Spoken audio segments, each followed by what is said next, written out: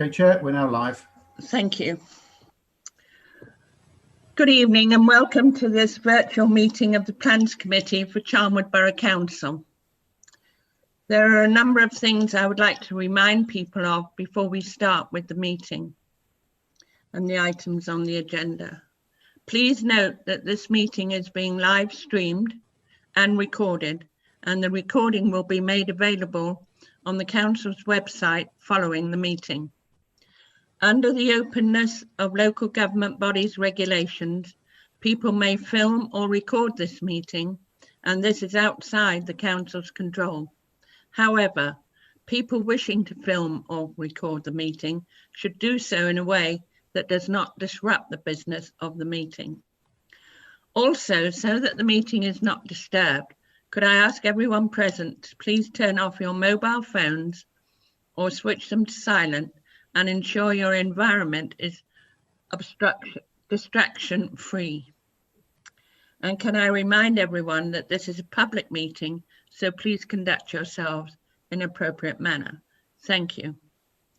As this is a virtual meeting, it will run slightly differently.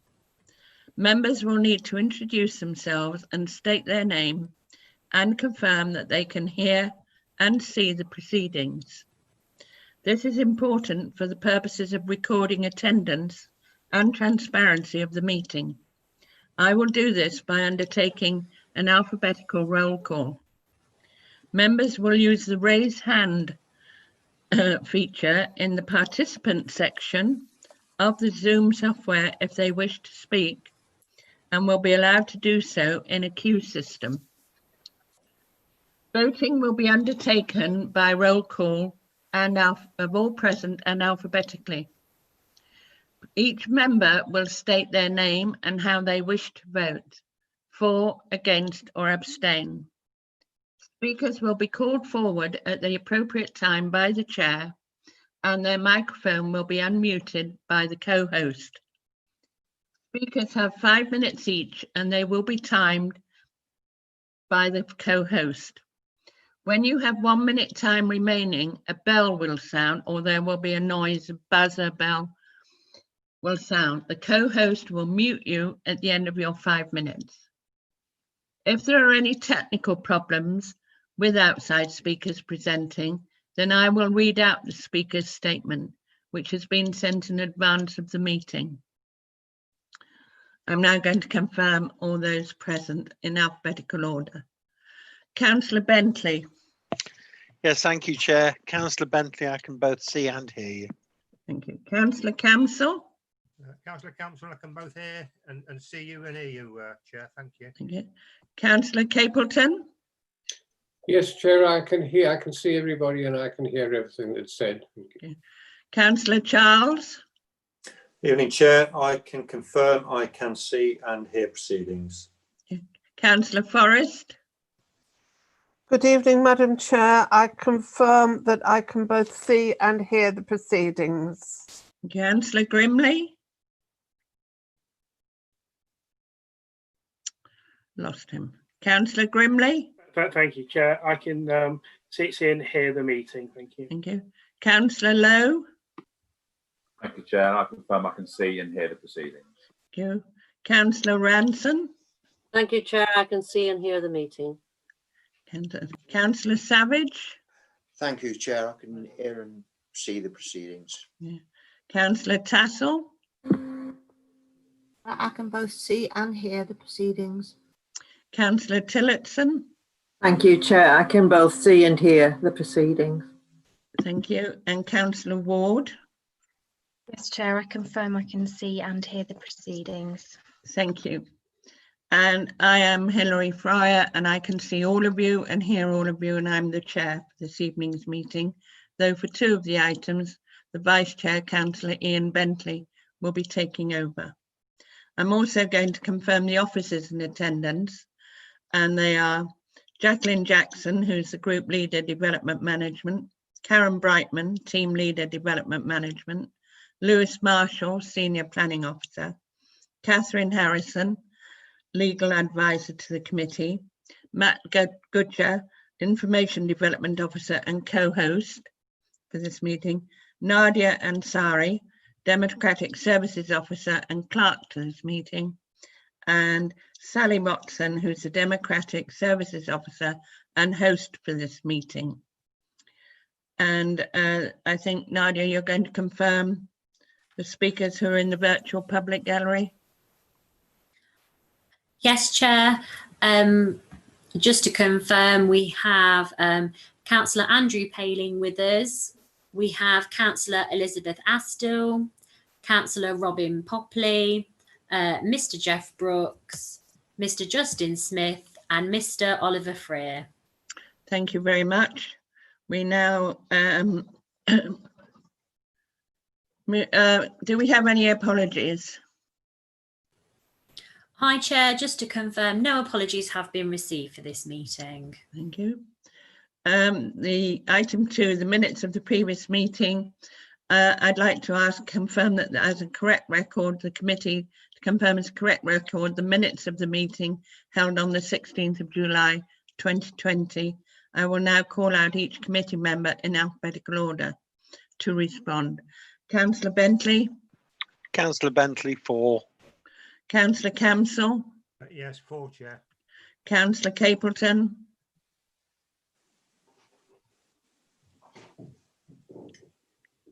Councillor Capleton. Capleton 4 was muted. Oh, right. Councillor Charles. Thank you. 4, Chair. Councillor Forrest. 4, Chair. Councillor Grimley. Thank you, Chair. 4. Councillor Lowe. 4, Chair. Councillor Ranson. 4, Chair. Councillor Savage. 4, Chair. Councillor Tassel. Thank you. Councillor Tillotson. Thank you, Chair. 4. And Councillor Ward. I'm not sure you were there. Yes, I was. Yes. 4. Thank you. The minutes of the previous meeting have been confirmed as a correct record, and I will sign them at the end of this meeting, and they will be returned to the office. Item 3, do we have any questions under committee procedure 12.8?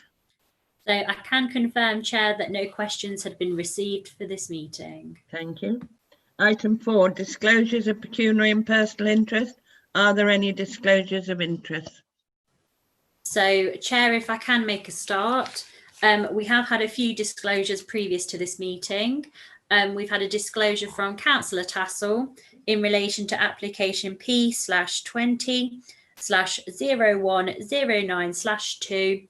Councillor Tassel would like to make it known that she is the ward councillor for this application, but that she does come to this meeting and to this application with an open mind and no predetermined interest. We have also had a disclosure of interest from Councillor Savage in relation to the same application. He would like to make it known that he is a ward councillor also for this application, but also that he does come to this application with an open mind. We then also had a disclosure of interest from Councillor Ranson in relation to application 3, which is application P/19/2430/2. Councillor Ranson would like to make it known that she has a personal interest to declare here, as her son is the chairman of the Loughborough Dynamo Football Club, who are one of the objectors to this application. But again, Councillor Ranson would like to make it known that she comes to this application with an open mind. Now, those are all the disclosures I've received, Chair, but the members may have some more. Councillor Tassel. Can I make a correction, please? I am not the ward councillor for this application. I am a ward councillor for Shepshed, but not the ward councillor for this ward. Okay. So, but I do come with an open mind on it anyway. Councillor Bentley. Yes, thank you, Chair. Item 1, P/20/0089/2.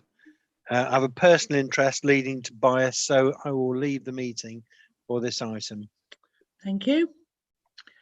Do we have any other members that wish to declare any further interest? I see no hands raised or any blue hands on the list, so we'll move on. We now move on to item 5, the planning applications. At today's meeting, we have 4 applications to consider. The details are set out in the agenda and any extras report, which I don't think we have tonight.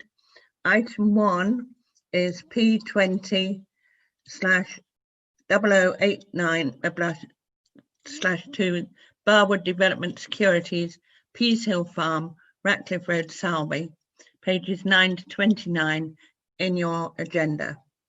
Sally, can I confirm, or Nadia, that Councillor Bentley has left the meeting for this item?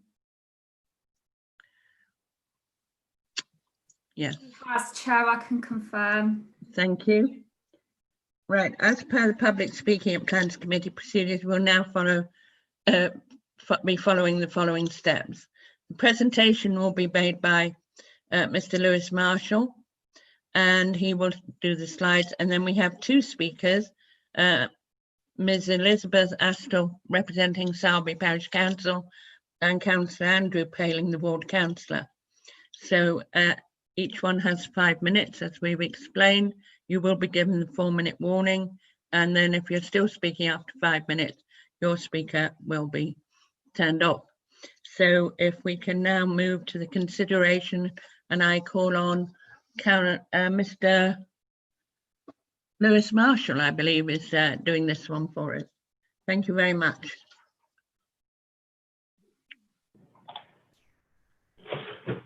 Thank you, Chair. If we can have the slides, please.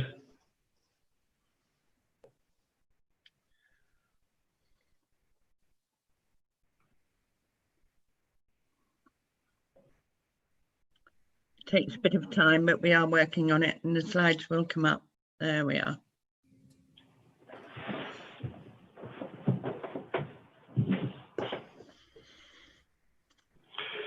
Right, so members, so for item 1, we are in Selby, and the application seeks approval of the reserve matters for the landscaping, layout, scale and appearance in respect of the conversion of existing farm buildings and construction of new buildings for B1, D1 and D2 uses within the wider residential development site at Pease Hill Farm. Next slide, please. So this is the site location plan. So the red line shows the site area, which encompasses the reserve matters site. So the details proposed as part of this application relate only to this parcel of land, which forms part of an outline plan of permission for residential development of the surrounding fields, which was approved by the Plans Committee back in January 2018. Next slide, please. So the aerial photograph shows the site in its current context, so you can see the existing farm buildings contained within the red line, and the green line shows the extent of the wider outline planning permission, of which the details for the rest of the site are under separate consideration and pending officer recommendation. In terms of what is surrounding the site, members may recall from their previous considerations of this site that the site sits on the eastern edge of Selby, access from Ratcliffe Road, with Pease Hill close to the north, Selby Cemetery to the west, and open countryside to the south and east. Next slide, please. So this is a close-up aerial shot of the site and existing farm buildings, which currently consist of a farmhouse, attached outbuildings and a brick barn, which form the historic farmstead which are to be retained. There is also a group of more modern attached and detached agricultural buildings which are to be removed from the site and are replaced with new buildings. So for clarity, the buildings and other agricultural structures which are to be removed are outlined in blue on the image there. Next slide, please. So moving on to the site photos, we are looking at one of the more modern barns with its corrugated metal roof and mixed brick and breeze block construction walls, which would be removed to better reveal the more historic barn, which is positioned to its rear. The barn you can see on the edge of the image to the right is a corrugated metal pole barn, which can be more clearly seen on the next photo. So next slide, please. So this is that barn. So due to its age and construction, it's clearly not capable or worthy of retention or conversion. So this would be removed and a new building would be situated in its place. Next slide, please. So here we have the rear elevation of the range, which includes the section of the attached brick building, which is edged in blue, with its corrugated metal roof, which is to be removed, with the taller, more historic barn in the middle of the range there, with its slate roof and traditional brick details, which is to be retained and converted. And then to the right is the farmhouse, which is also to be retained and converted. Next slide, please. Here we can see the original farmhouse and its attached outbuildings, the farmhouse itself being the taller building, as you can see there with the chimneys, which has some historic character. It's likely to be of Victorian origins with later additions. Next slide, please. And this is to the front of the range looking towards Ratcliffe Road, with the two barns you can see there, which are to be removed. Next slide, please. And this is taken from the front of the farmhouse looking south towards the open countryside as it currently is, but of course, much of the field in this image is covered by the Outline Planning Permission and obviously would be developed for housing as part of the Outline Planning Permission. Next slide, please. And finally, this is taken from the rear of the farm buildings looking north. So you can see the properties there on the rear of Peacehill Close, which again, this field would form part of the wider housing development. So before moving on to the proposed plans, members will need to consider what was approved as part of the Outline Planning Permission. As one of the key considerations for members is whether the proposed reserve matters complies with the parameters set out in the Outline Planning Permission. So the master plan here shows the wider site. Of course, the application we're considering tonight relates only to the area of the site that contains the mixed uses, which is shown by the key on the right-hand side of the slide, which indicates that this area is for mixed uses and will contain new buildings and refurbished farm buildings. Next slide, please. So in terms of what is proposed, the site is split into three areas. So the central group of buildings are the converted farmstead, with its associated parking and courtyard areas. The two buildings either side are the proposed new buildings, which again are served by their own parking areas. As I said earlier, the use of the buildings have been defined by the Outline Planning Permission, which consists of B1, which is office use, D1, which is a non-residential institution, such as clinics, day nurseries, for example, and D2, assembly and leisure uses, which can cover a multitude of uses in association with leisure, sports and recreation. As far as officers are aware, there is no end user in mind for the buildings at the current time, but the design of the buildings and the site itself provides a degree of flexibility and adaptability so that the units will appeal to as many potential users as possible. The site will be accessed by two vehicular and pedestrian access points to the main spine road that will run through the wider development and connect with Ratcliffe Road. And there are two pedestrian access points to the north, which will provide convenient connectivity with residential areas to that side of the wider development site. Next slide, please. So this slide shows the proposed landscaping, which better shows the areas which are to be hard and soft landscaped and the various types of boundary treatments that are proposed. The landscaping outside the red line will be controlled through the approval of the reserve matters application for the wider development site. Next slide, please. So in terms of what the new buildings will look like, this slide shows the proposed elevations of building 1. The style and form is very typical of a barn or agricultural building due to its basic shape and use of natural materials and the positioning of a minimum number of openings. The simplistic approach to the design is to ensure that the new buildings respect the historic use of the site, but also do not detract from or compete with the more historic farmstead, which is to be retained and converted. Next slide, please.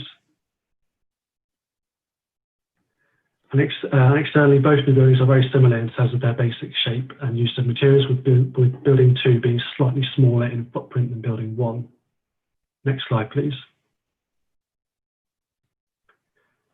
And then in terms of the proposed elevations of the converted buildings, this slide shows the barn, which is adjacent to but detached from the farmhouse. The proposals seek a minimal intervention approach, both internally and externally, which is evident by the reduced number of window openings, which seeks to better preserve the building's historic character and appearance.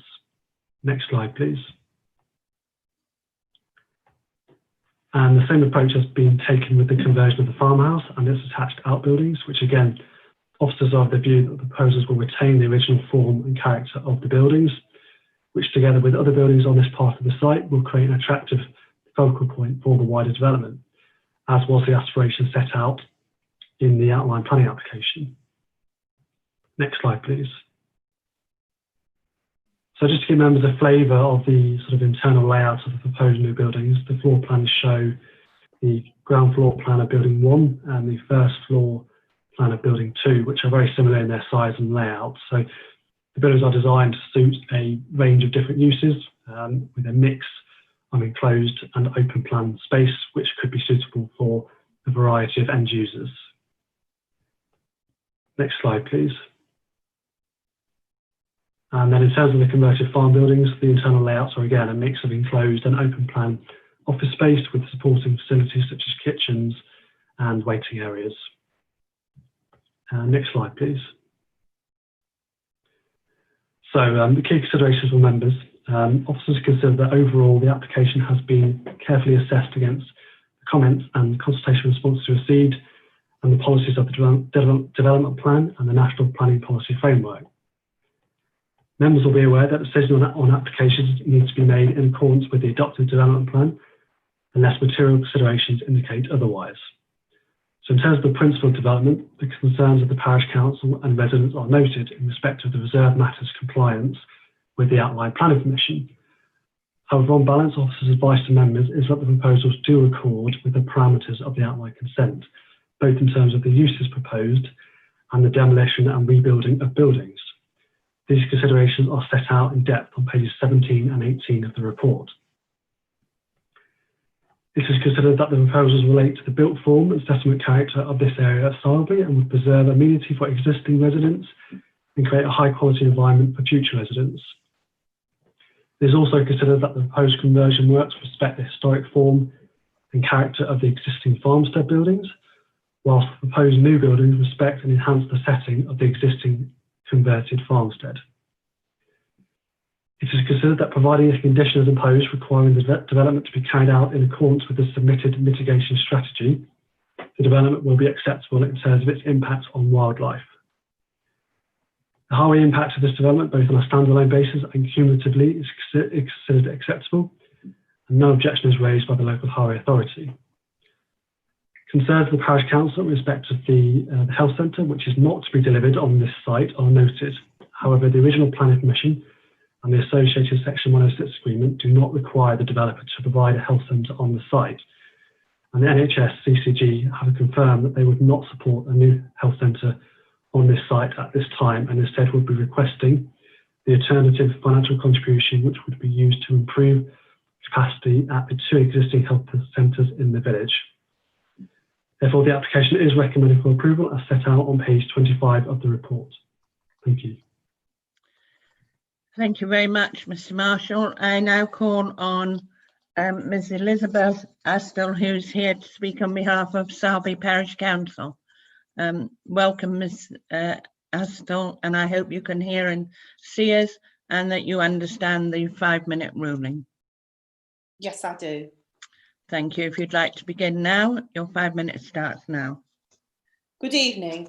My name is Elizabeth Astle and I'm a resident of Sowerby and Vice Chairman of Sowerby Parish Council. I am speaking today in my role as Vice Chairman of the Parish Council. The comments that I wish to make represent the strongly held views of the Parish Council and the local community so far as this development is concerned. I will be as brief as I can, and I trust that you also listen carefully to comments that Councillor Paling will be making after me. The Parish Council has 2 principal concerns. Our first concern is about the completeness of the reserved matters submission for this part of the development. You need to be aware that 2 reserved matters applications have been made, and we have concerns because we think neither is consistent with the outline consent, nor do they contain full information. Imposing a condition to require further submission of landscaping details merely provides an opportunity for the applicant to have a second bite at submitting landscaping details because they're out of time with their reserved matters submissions. We recall that the reduced timescale for the submission of reserved matters was conditioned due to the need to ensure delivery of housing. It is extremely frustrating that here we are with an incomplete submission 7 months after this 2-year deadline. The Parish Council's second concern is the lawfulness of this submission when compared to the terms of the outline permission that was approved. The reserved matters details you have before you are not consistent with the terms of the original outline planning permission, which was very specific and clearly referred to the conversion of existing buildings. There is no mention of demolition of any of the existing farm buildings, and your officers will be able to confirm this. The description of development is for conversion of existing buildings. Yet these reserved matters include the demolition of some buildings and the construction of replacement offices. In planning terms, conversion has a specific meaning, and demolition and reconstruction or redevelopment means something completely different. Again, I'm sure your officers will be able to confirm this. These reserved matters details are therefore clearly inconsistent with the outline consent and are also contrary to the principles debated at Planning Committee when the outline application was approved. Our concerns are not trivial. They relate to matters of lawfulness and accountability and reflect that the current scheme has morphed into something different to what was promised by the developer and approved by you as a planning committee. We strongly disagree with the assumption that the vaulted Dutch barn is neither worthy or capable of conversion. If the developer or your officers thought that conversion was unviable then, they should have made that clear at the outline stage, not leave it until now and try and slip it in through the back door, because to our residents, that's what appears to happen. We disagree with your officer's suggestion that demolition of some of the farm buildings could be covered under the umbrella term associated works. That is simply playing with words. It is just wrong to suggest the demolition and replacement of some of the farm buildings would be in accordance with the spirit or the letter of the outline permission. I am simply stating facts, which are plain to see, and we will prefer to base our case on facts. The starting point is condition number 3, which clearly says the reserved matters shall include the retention and conversion of the existing farm buildings. There it is in black and white, retention and conversion, not demolition and redevelopment. Even the Section 106 agreement defines the farm buildings as the existing agricultural buildings on the site. The condition also says that the reserved matters should be in accordance with the indicative master plan, which also clearly shows all of the existing farm buildings to be converted. The design and access statement includes an artist's impression of the proposal, and it is very clear from this drawing that both brick buildings and metal barns are to be retained and converted. This was outlined at committee in January 2018, when your own officers acknowledged the farmhouse, brick outbuildings and corrugated iron barn would have a positive contribution if they were retained, which would outweigh the negative impacts of the proposal. It was our understanding, and we believe it was the understanding of the committee back in 2018, that the retention of the existing farm buildings was being secured to maintain the agricultural character at the edge of the development. The Parish Council are sure that the retention of all the farm buildings is exactly what Condition 3 seeks to achieve, because all of the buildings, including the Dutch barn, are key to this landscape character. Members of the Parish Council were present at both committees which determined the outline application. As they stand, these reserved matters are totally at odds with what was promised and agreed in January 2018. Having said all of the above, we believe you have a strong enough grounds to refuse these reserved matters details based on the core strategy policy CS2, as they fail to respect and enhance the character of the area, and on design grounds set out in the very recently made Selby Neighbourhood Plan policy G2 that ensures developments enhance and reinforce local distinctiveness and the character of the area. Thank you for letting me have the opportunity to speak. Thank you, Ms. Astor. Mr. Marshall, do you want to come back on those points now, and then before we move on to Councillor Paling, or do you want to come back when at the end of both speakers? Right, I understand you'd like to come back at the end of both speakers. Councillor Paling, if your 5 minutes starts now.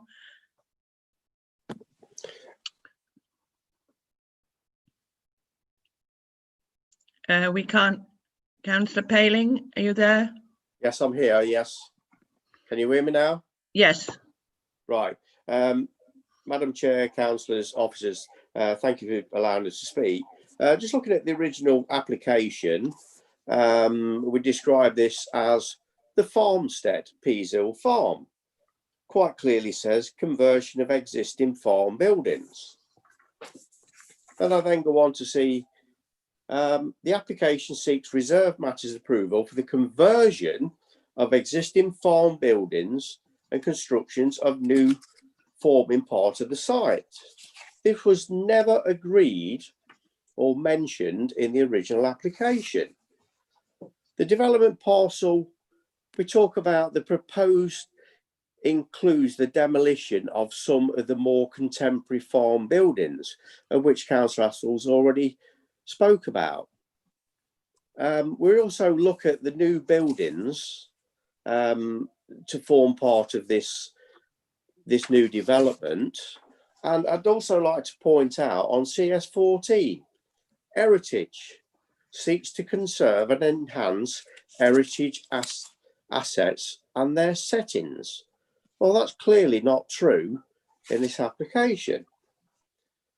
Policy 2, farm diversification, the reuse, conversion and adaptation of rural buildings and the construction of well-designed new buildings, commercial use. But we are talking of a listed building, a Dutch barn, and the historic environment features, I don't believe they're being taken into account. The outline planning permission does not specify or explicitly mention the demolition of any existing buildings. And just touching on Councillor Astle's words, it is a play on words. However, this could be incorporated under the term umbrella. Associated works set out in the description of the approved development. Furthermore, the permission does not impose limitations or conditions of safeguarding buildings. Now, these buildings are of a heritage to this site because this site clearly goes under the guise of Peasehill Farm.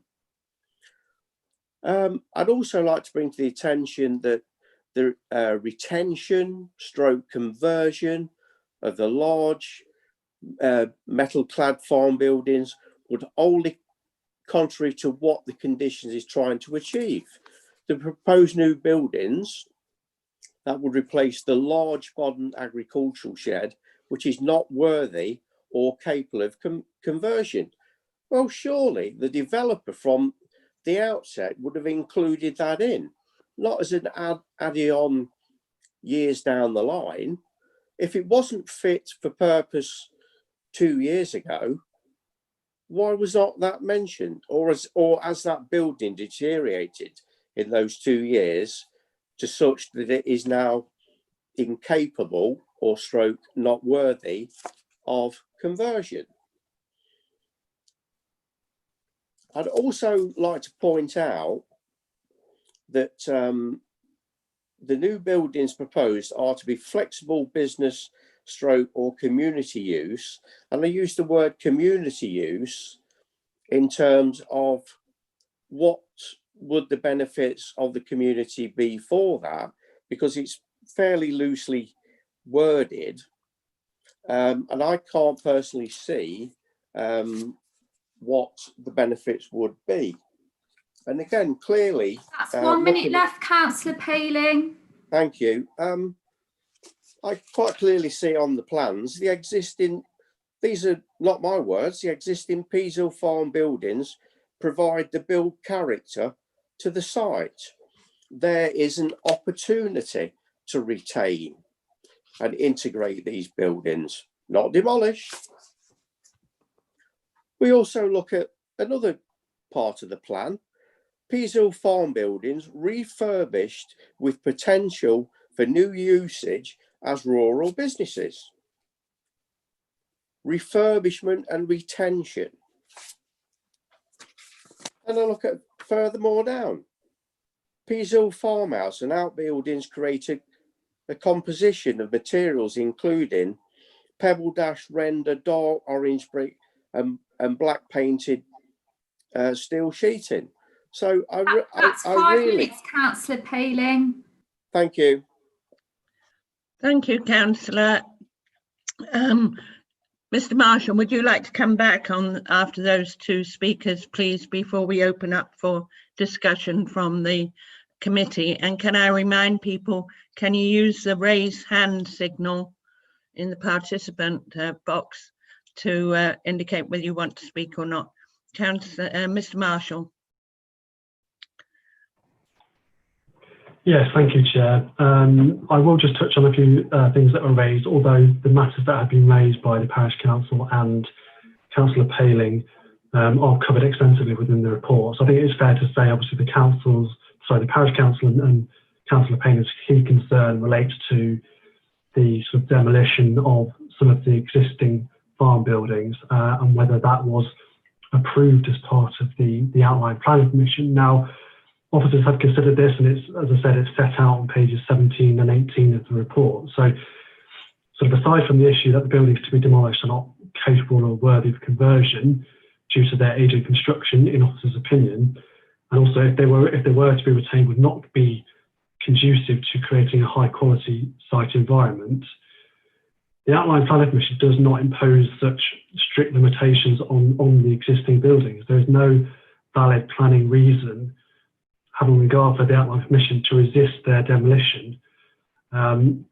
or indeed the construction of new buildings. And also the Parish Council place a lot of emphasis on the importance and the content of the design and access statement. But the purpose of the design and access statement approved as part of the outline planning permission is to illustrate how the development could look. It is not to be used as a tool to restrict the parameters of any reserved matters application. Thank you. Thank you very much, Mr. Marshall. I'm opening it up for discussion. I haven't seen any hands yet, but if I could raise a point, if I may. I noticed that one of the, from your photographs and plan, that one of the newer barns that was going to be demolished, it shares a party wall with the old barn that's going to be retained and refurbished and made into something else. As that's a party wall, is there any way that can be protected or looked at? What I don't want to see is that if the newer part is demolished because of the party wall, if it's damaged or it's deemed, would mean that the old barn would possibly have to be demolished as well. I think you understand what I'm saying. If it's a party wall, and sometimes those party walls are only, if it's very old, are only single brick or are only, they're not double skin, there's no gap between them. So as there is concern about retaining as much of the heritage as possible, I would like a bit of clarification on that, please. Thank you. Yeah, certainly. Thank you, Chair. So obviously, yes, there is a section of the barn which is attached to the more historic barn, which is to be demolished as part of the proposals. Now, obviously, we would hope that the developer, when obviously they undertake the work, that they would undertake those works with sort of due care and attention for the fact that they would need to preserve that more historic barn, because that's what the consent provides for. But if that is a particular concern of yours or any other members, we could propose imposing a condition that requires, say, for example, a method statement to be submitted and approved for the demolition of those buildings. It is within members' gifts to do that should they wish to. Thank you, Mr. Marshall. Well, I would like to propose that we do as you suggest, that we put it in a condition or in writing that due care and attention of the protection of the party wall. And I'm looking to see if any of my fellow committee members would be willing to second that. And at the moment, there's a deathly hush. Councillor Tassell. You're muted still, Councillor Tassell. I'll second that, Madam Chairman. Thank you. Do I have anybody else that would like to speak at the moment? Chair, there's quite a few with their hands up. Oh, is that? I can't see them. Just a minute. Ah, right, yes.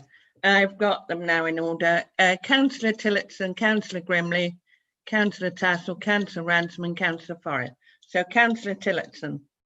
Thank you, Chair. The objectors are concerned with what was originally applied for, and while I respect their views, in my opinion, what is now proposed is better than what I believe could be created by redevelopment of the buildings, which it is now proposed to demolish.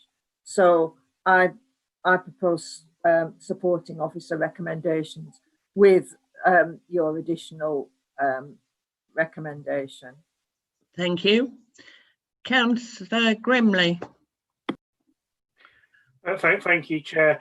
I actually agree. I think the buildings that are going to be replaced, and certainly in appearance, design, are better quality than the buildings that are there at the moment, which are it is an old Dutch barn, corrugated tin.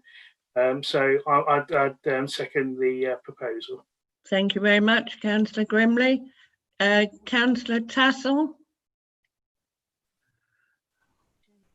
I'm concerned that there's so many alterations being made to the original outline planning. I think what they've put forward now is far better, and I would vote for it. But I am surprised that they didn't put through a new planning application on the back of the old one, so that people could actually have a good look at what was being proposed now as the reserved matters. I'm surprised it got this far without having a new planning application. Is this now going to be the norm rather than them put through, ask them to put on another planning application? I'll come back when we finish the questions, if I may, to Mr. Marshall for any answers to that. When you say, just for my clarification, when you say a new planning application, are you expecting for the whole site?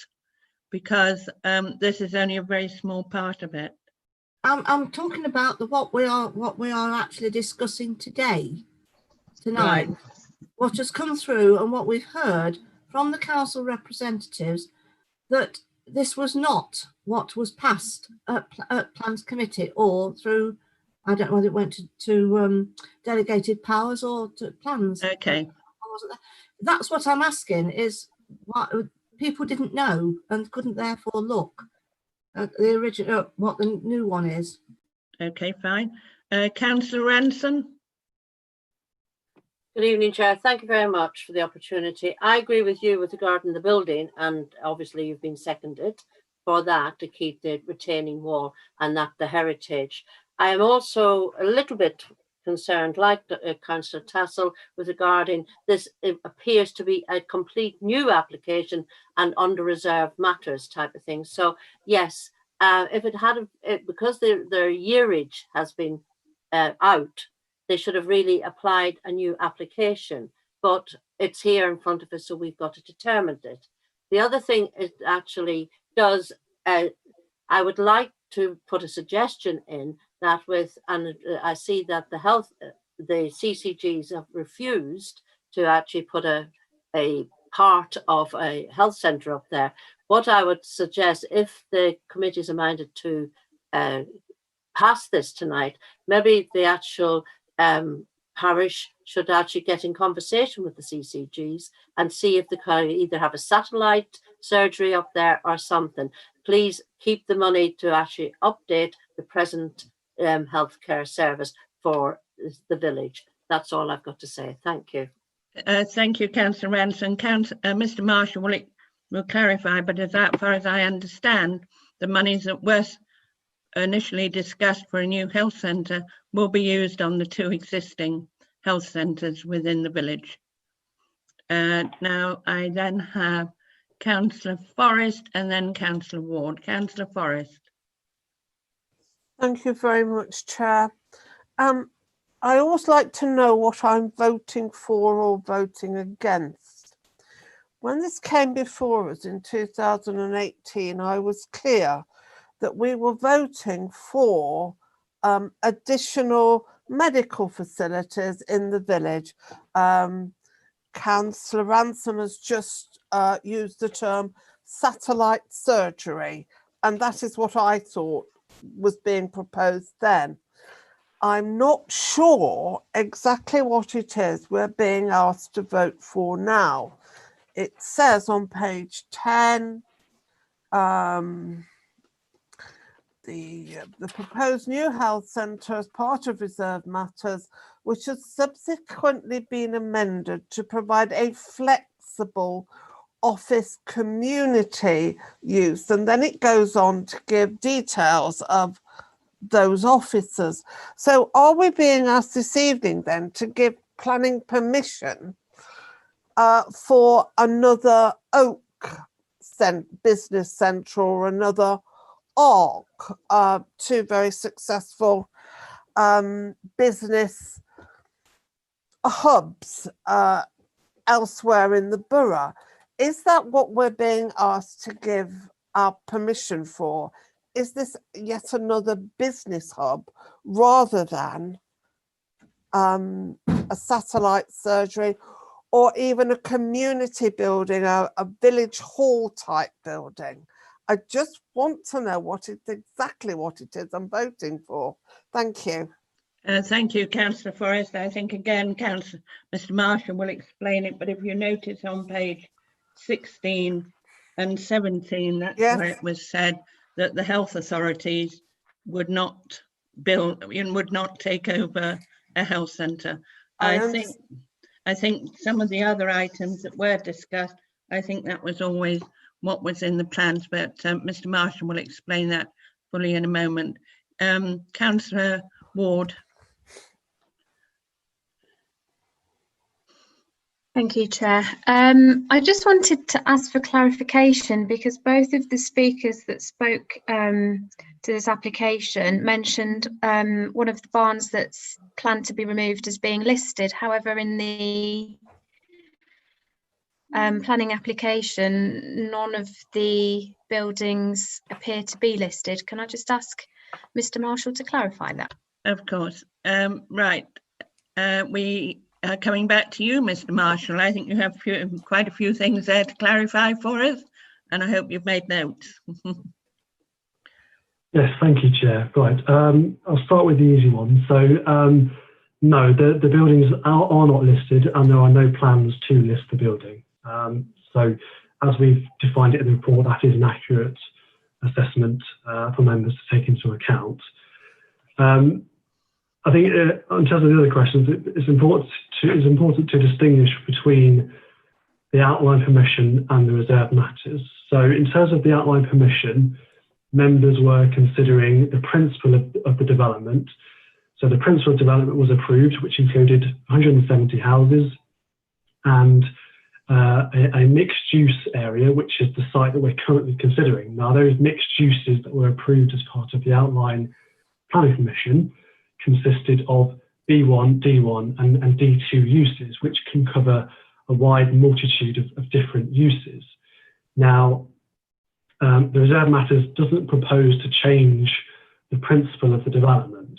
That would carry forward through to when the buildings are constructed and eventually when they are brought into use. The reserved matters concerns only the layout, the landscaping, the scale and the appearance of the development. We're not issuing a new permission, we're just approving the details that were required by the reserved matters. In terms of the confusion over the health centre, now the term health centre would fall under a D1 use. So there is the potential for a health centre to be delivered on the site. However, the planning permission itself, all the accompanying Section 106 agreement, does not explicitly require the developer to provide a health centre on the site. It gives them the choice. So they have the choice of providing a health centre, or they have the choice of gifting a financial contribution to the NHS, which would go towards improving existing healthcare facilities in the village. Now, the reserved matters application we're now considering, as originally submitted, the developer was proposing to provide a health centre on the site. Now, we consulted with the NHS through the course of the application, and they confirmed to us that they would not support another health centre on this site and instead would request the sum that was agreed within the Section 106 and as part of the outline planning permission that would go towards improving the other two health centres in the village. So unfortunately, yes, whilst I appreciate that the parish and residents would like to see another health centre, unfortunately it's beyond our gift as the council and even the developers' gift as well to provide that. Ultimately, if the NHS do not want to provide it, then the developer isn't going to provide it, and instead they're going to provide the financial sum. I think also, but it doesn't preclude, if you're just saying health, someone else such as opticians, people who want to run clinics, people who want to run offshoots, taking up some of the facilities that could be there. Ms. Jackson. Thank you, Chair. Just to come in after Lewis, I think it's important just to clarify, there was some talk about whether it should have been a new permission or whether the reserve matters is changing things. I think it's important to point members to the part of the report where we consider that. Now, if this was to fall outside the scope of the outline planning permission, then that would require a new planning permission. But as set out in the report, it's officers' view that it doesn't fall outside the scope of the permission that has been granted, and therefore it is, the correct method is through reserve matters for the details about appearance and things like that. So just to clarify that point. Thank you very much. Well, we've had a good discussion on that. It has been proposed by Councillor Tillotson and seconded by Councillor Grimley that we go with officers' recommendations with the addition of some wording from the officers regarding the party wall between the old barn that's being retained and the newer barn that is going to be demolished if it's approved. So if I can now going to do a named vote, and if you could just indicate for, against or abstain. Councillor Bentley is removed from this meeting, so I'm putting him down as an abstention or not available. Councillor Camsell. Council 4, Chair. Thank you. Councillor Capleton. Yes, John Capleton 4. Councillor Charles. Councillor Charles 4. Councillor Forrest. I read your lips as 4, is that correct? Because you were muted. Could you just unmute so we can hear you, Councillor Forrest? Sorry, but we have to for the recording. Could you unmute? Thank you. Can you hear me now? Yes, thank you. I confirm I am voting for Thank officer's you. recommendation. Thank you. Councillor Grimley. Thank you, Chair. Councillor Grimley, I'm voting for the officer's recommendation. Councillor Lowe. Thank you, Chair. I'm for the application. Thank you. Councillor Ransom. Thank you, Chair. I'm for the application. Councillor Savage.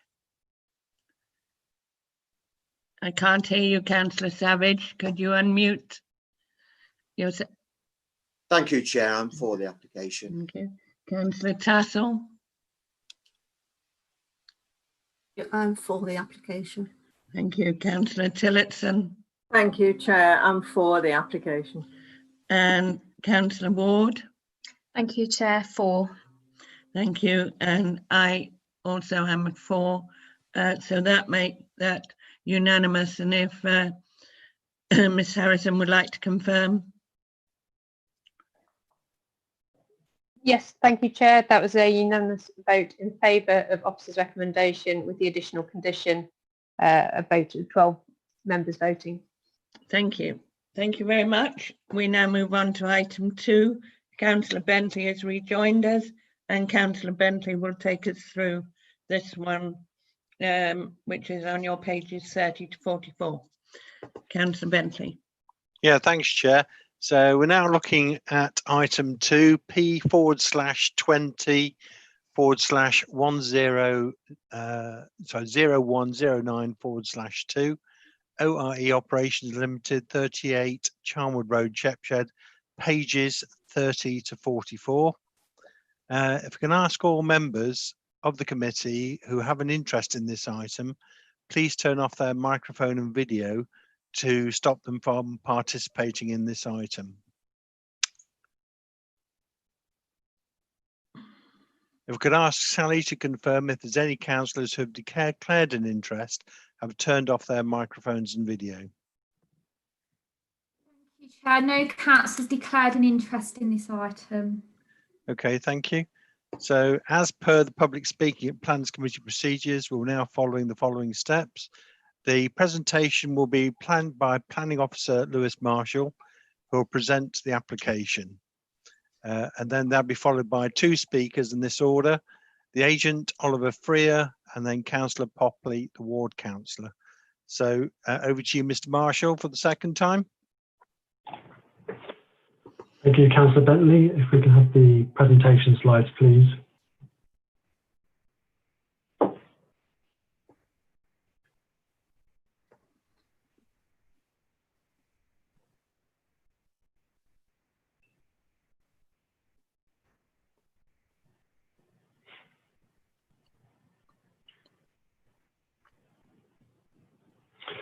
Right, so for item 2, we're in Shepshed, and the application seeks planning permission for a change of use from a residential institution to an assisted living home, including rear extensions and associated parking and landscaping. Next slide, please. So this application relates to 38 Charnwood Road, Shepshed, which is a part 3-storey, part 2-storey building that is currently vacant, but was last used as a nursing home for the elderly. It is situated immediately to the south of Shepshed District Centre and lies within the development limits of the town. Next slide, please. So in terms of the adjacent uses, to the north there is the access road that leads to the business premises and Shepshed Bowling Club, with the properties that front Charnwood Road on the other side of that access road. These are largely commercial premises on the ground floor with some residential uses on the floors above. To the south, there are the residential flats and dwellings within Lacey Court. To the east is Shepshed Bowling Club with bowling green, clubhouse and car parking. And to the west is Charnwood Road itself with its mix of housing and the access to nearby Asda supermarket as well. Next slide, please. So the aerial photograph shows the site in its current context, so members can appreciate the surrounding context in more detail. In terms of the location of the proposed extension, so that members get their bearings when they look at the site photographs, this is to the rear of the building and is marked by the hatched area on the image. Next slide, please. So moving on to the site photographs, the 2 top photographs show the front of the building, which is a distinctive Victorian Tudor Revival style building which fronts onto Charnwood Road, with the front elevation to remain unaltered by the proposals. The picture to the bottom left hand side is the side elevation as viewed from the other side of the road, taken close to the supermarket access point. And then the picture I want members to focus on the most is the bottom right hand image, as this shows the location of the proposed rear extension.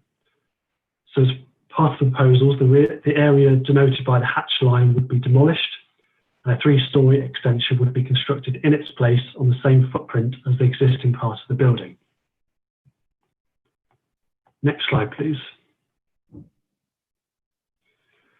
So we move on to the rear of the building, and again, the section of the building to be replaced with a 3-storey extension is marked by the hatched lines on the photographs. And you can see more clearly the site's relationship with those dwellings within Lacey Court, which is to the south of the application site.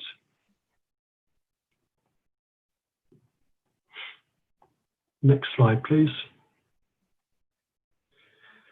And these photographs show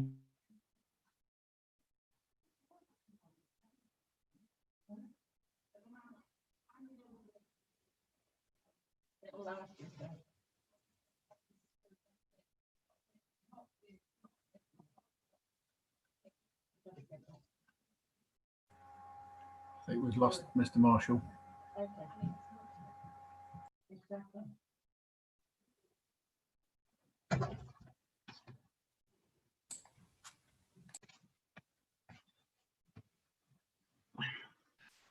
Jackie, is it possible that you could take over the presentation? I will do my best until Mr. Marshall can get back in. Thank you. I'm just give me a moment to sort my notes out.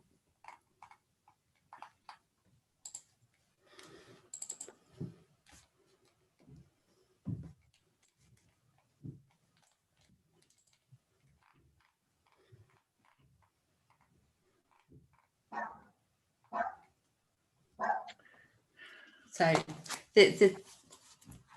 if we can move on to the next slide.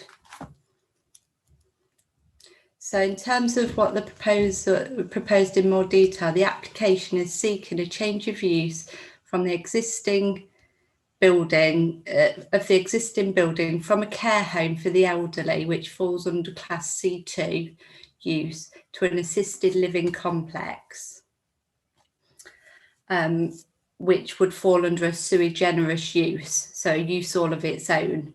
As mentioned already, the proposal also includes the demolition and the construction of a 3-storey extension to the rear, which is again shown in the hatch blue area on the plan. In total, the complex would provide 27 assisted living studios, each for single occupation, by individuals aged between 18 and 65 that require elements of care but can also live to a degree of independency. The complex would also provide communal facilities such as lounges, kitchen, dining room, laundry rooms and commercial gardens for the residents to share. Each studio would be equipped with its own bedsit room with small kitchenette and bathroom, and the plans show that the complex would be served by 8 parking spaces and an area for bin storage. Next slide, please. So in terms of the elevations, as mentioned already, the front elevation would remain as existing. Next slide, please. The rear elevation would see the demolition of the existing rear wing and the construction of a new 3-storey extension with hip roof as shown in the hatch blue line. Next slide, please. And then from the side, the scale and form of the extension is shown to be constructed is shown. You can see how it relates to the scale and form of the existing building. In terms of material, it will be lighter in colour. It would be a light coloured render finish with more contemporary style of fenestration.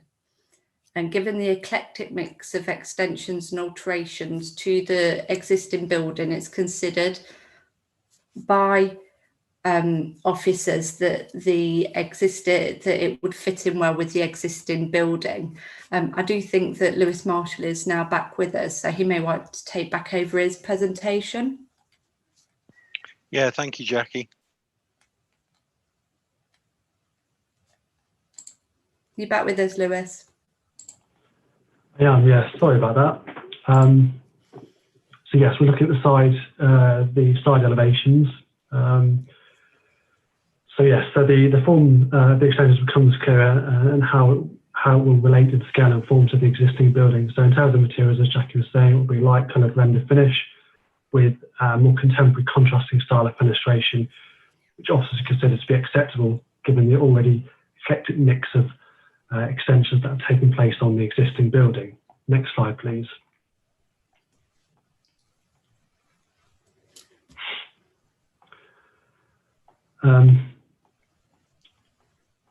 So this slide shows an extension to the existing 2-storey rear wing, which was granted approval in 2009, but was never implemented. The resultant scale and shape of the building, as proposed here, is near identical to that which is currently proposed as part of the current application. It's worth noting that this permission has lapsed, so it does not represent a genuine fallback position for the applicant, but it demonstrates that the council has considered a similar form of development previously, which it has found to be acceptable, and is therefore a consideration for members to take into account. Next slide, please. So, key considerations for members. Officers consider that overall the application has been carefully assessed against the comments and consultation responses received and the policies of the development plan and the National Planning Policy Framework. Members will be aware that decisions on application need to be made in accordance with the adopted development plan unless material considerations indicate otherwise. In terms of the principle of development, the site is located in a sustainable location and provides specialist housing, of which there is a need for, on a site that has been in use for very similar purposes in the past. It is not considered that the proposed use will generate significant additional noise or disturbance beyond that which may be experienced with the existing use as a care home, and would not therefore harm the amenity of existing nearby residents. In terms of the amenity of future residents, officers have acknowledged in the report that the size of the units are small when considered against the national housing standards. However, these units will not be occupied in the same way as a conventional dwelling, as residents will have access to other shared communal facilities on the site, which on balance would create a living environment that is conducive to a good standard of living and is therefore acceptable. In terms of the design of the proposed extension, it is considered that the scale and form and use of materials reflects that of the existing building and the surrounding area, and as such would not cause harm to the character and appearance of the area. Concerns raised in respect of highway safety and parking are acknowledged.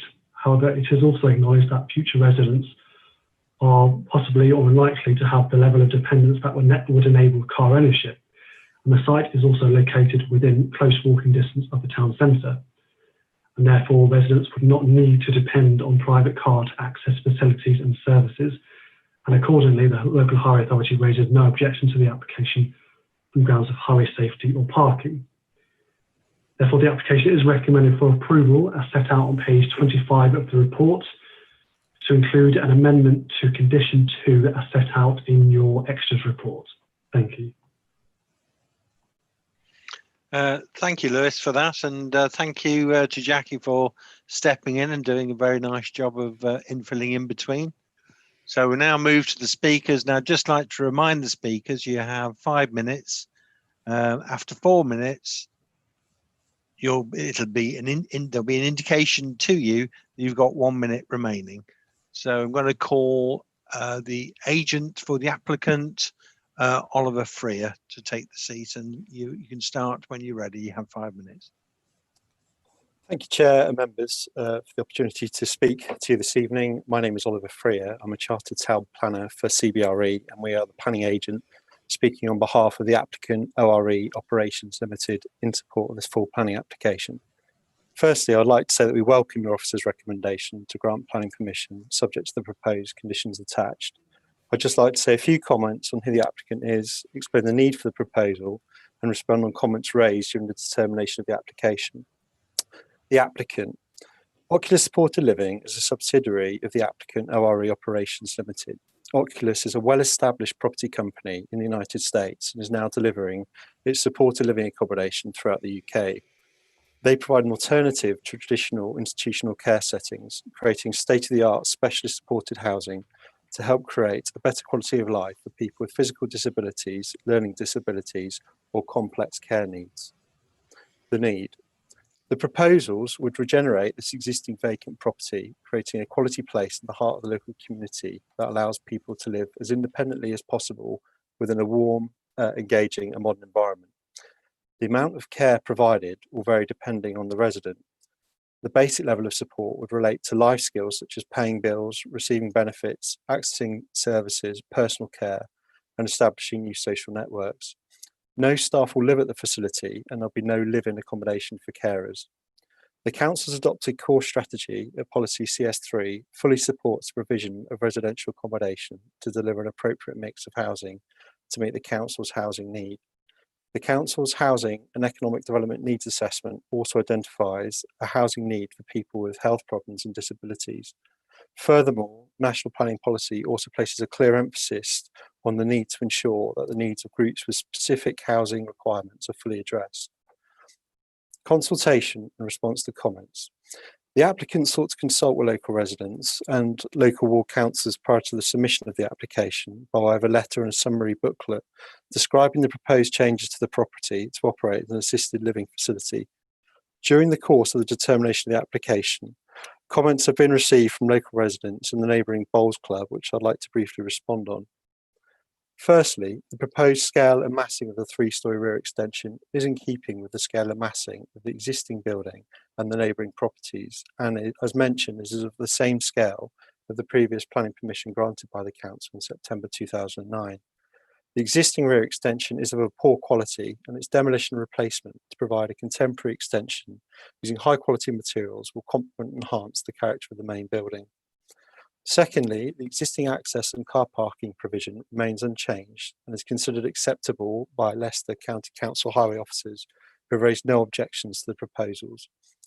Thirdly, in terms of the existing drainage in the area, if planning permission is to be granted, the applicant will need to apply to Severn Trent to connect to the existing system and will also need to apply for building regulations. However, we know that Severn Trent has not raised any comments or objections to the application. In summary, by supporting your officer's recommendation and granting this application, the council will be meeting an identified need to provide for a specialist accommodation both locally and nationally, and will support the reoccupation of a prominent vacant building in Charnwood, including replacement of the existing extension to provide a high quality addition for the rear of the property. Thank you very much for your time and consideration of the application, which I do hope you're able to support this evening. Thank you. Thank you, Mr. Freer. And now I'd like to call Councillor Popley. And again, you have 5 minutes to speak, and after 4 minutes, you'll have an indication you have 1 minute remaining.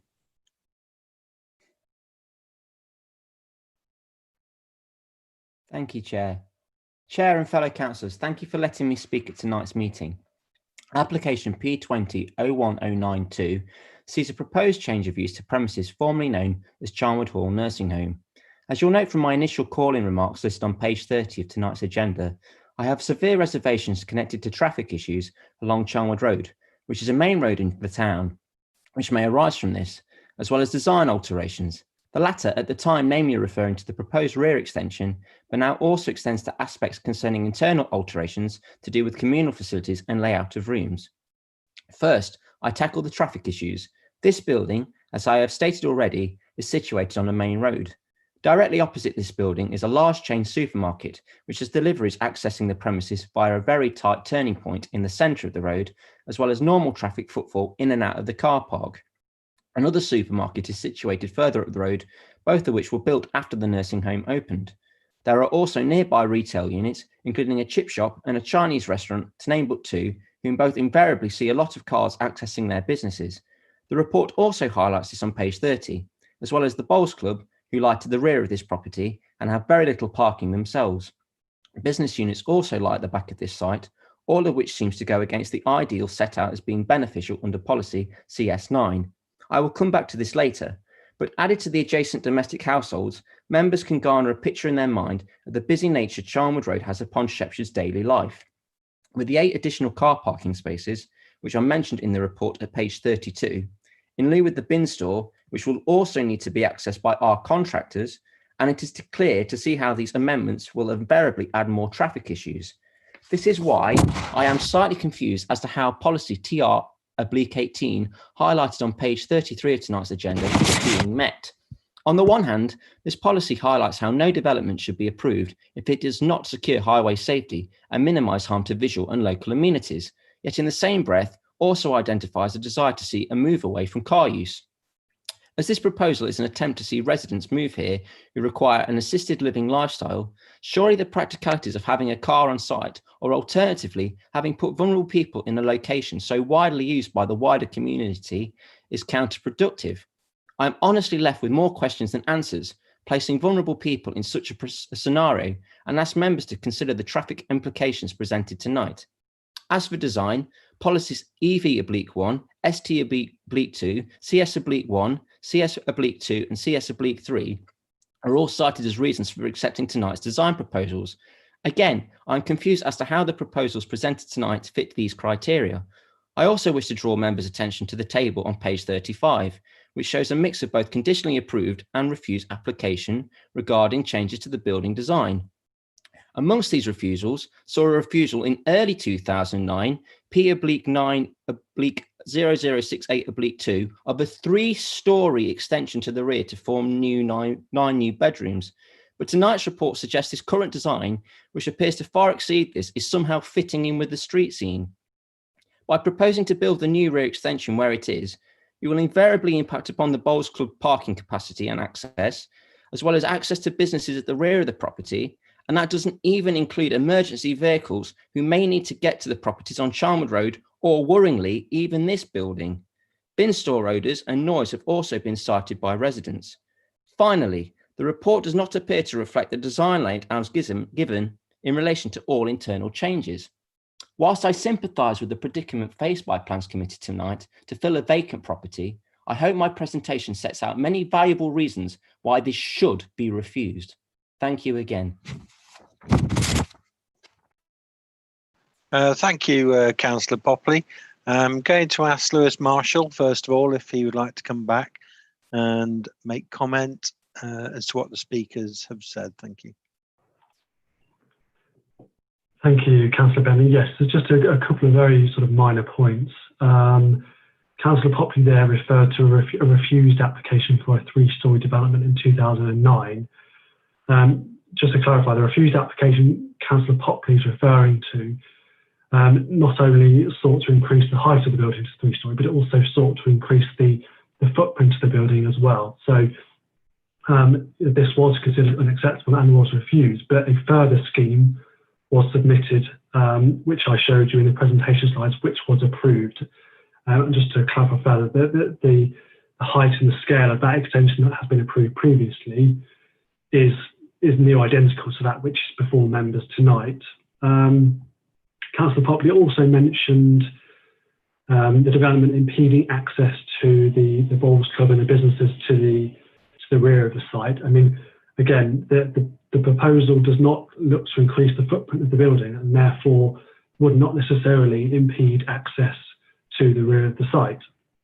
And also just a point of clarification as well, Councillor Popley mentions conflict with policy CS9. Now, policy CS9 seeks to sort of support development within our town district and sort of local centres.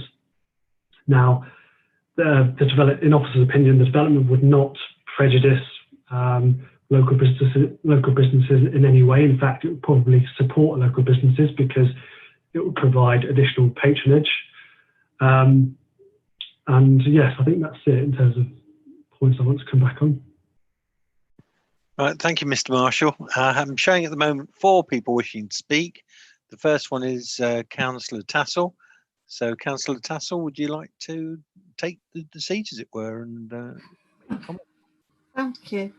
I've got 2 different concerns that I'm hoping Mr. Marshall will be able to answer for me. One of my main concerns is loss of privacy for the Lacey Court residents. Lacey Court mainly is elderly people. When we say, well, the windows from the residential building as it was prior would have looked over to them, it's not quite the same because they were only bedrooms, and the residents of the home went to sit in the large lounge, so they were only put in their bedrooms for bed, not to stand and look out the windows at the homes of the people in Lacey Court. That is one of my worries, is the fact that they're going to lose all their privacy for the people looking out of the windows, because there will be lounge windows. They're going to be bed sits, so there will be lounge windows they'll be able to look out them, which they didn't do in the residential. The other thing is, and I'm hoping that Mr. Marshall will be able to explain this to me, does every small room have bathing facilities? I can't quite see from the plans how many there are, the write-up isn't very easy. Originally, there were going to be just several bathrooms. Have they now changed it? And are they all going to have a shower room within the unit? Or have they got to share? I'd like some answers, please. Okay, Mr. Marshall, would you like to come back on that before we take the next speaker? Yes, please, Councillor Bentley. So in terms of the loss of privacy to residents within Lacey Court, you may recall the photos that the orientation and the layout of Lacey Court means that the properties within Lacey Court are side facing, so they are side elevations, which do not have sort of habitable rooms or rooms which are in opposing elevations of each other. And also, obviously, I take the point that obviously the previous use of the care home, obviously there were windows which looked over that part of the site. But I guess the question is it going to be significantly worse as a result of these proposals, both in terms of the use but also the additional height? And obviously officers have considered this quite extensively on pages 38 and 39 of the report. And they have judged that the impact in terms of privacy and amenity generally is acceptable. In terms of the bathing facilities, it was my understanding that each room had its own bathing facility, but I would just like the opportunity just to double check the plans if that's okay, and come back on that point. Okay, thank you, Mr. Marshall. Whilst you're checking that, I'm going to call on Councillor Grimley. Thank you, Chair. Can you hear me okay? Good. Yeah, I mean, I just pick up on points about it is a at the moment it is a building with existing use for a residential care home, and it could certainly be brought back into use as a residential care home. So I think with regards to the traffic concerns, I think it's probably not going to be any worse than it would be if it was brought back into a care home use. I mean, I do have some experience. I do work with design of buildings for assisted care, sort of buildings and homes, and I sort of do to echo the point that the users don't, or majority of the users won't be car users, that there will be possibly staff coming in out of sight as there would be with a care home and sort of visitors. So I don't see that going to be a major sort of way of objecting to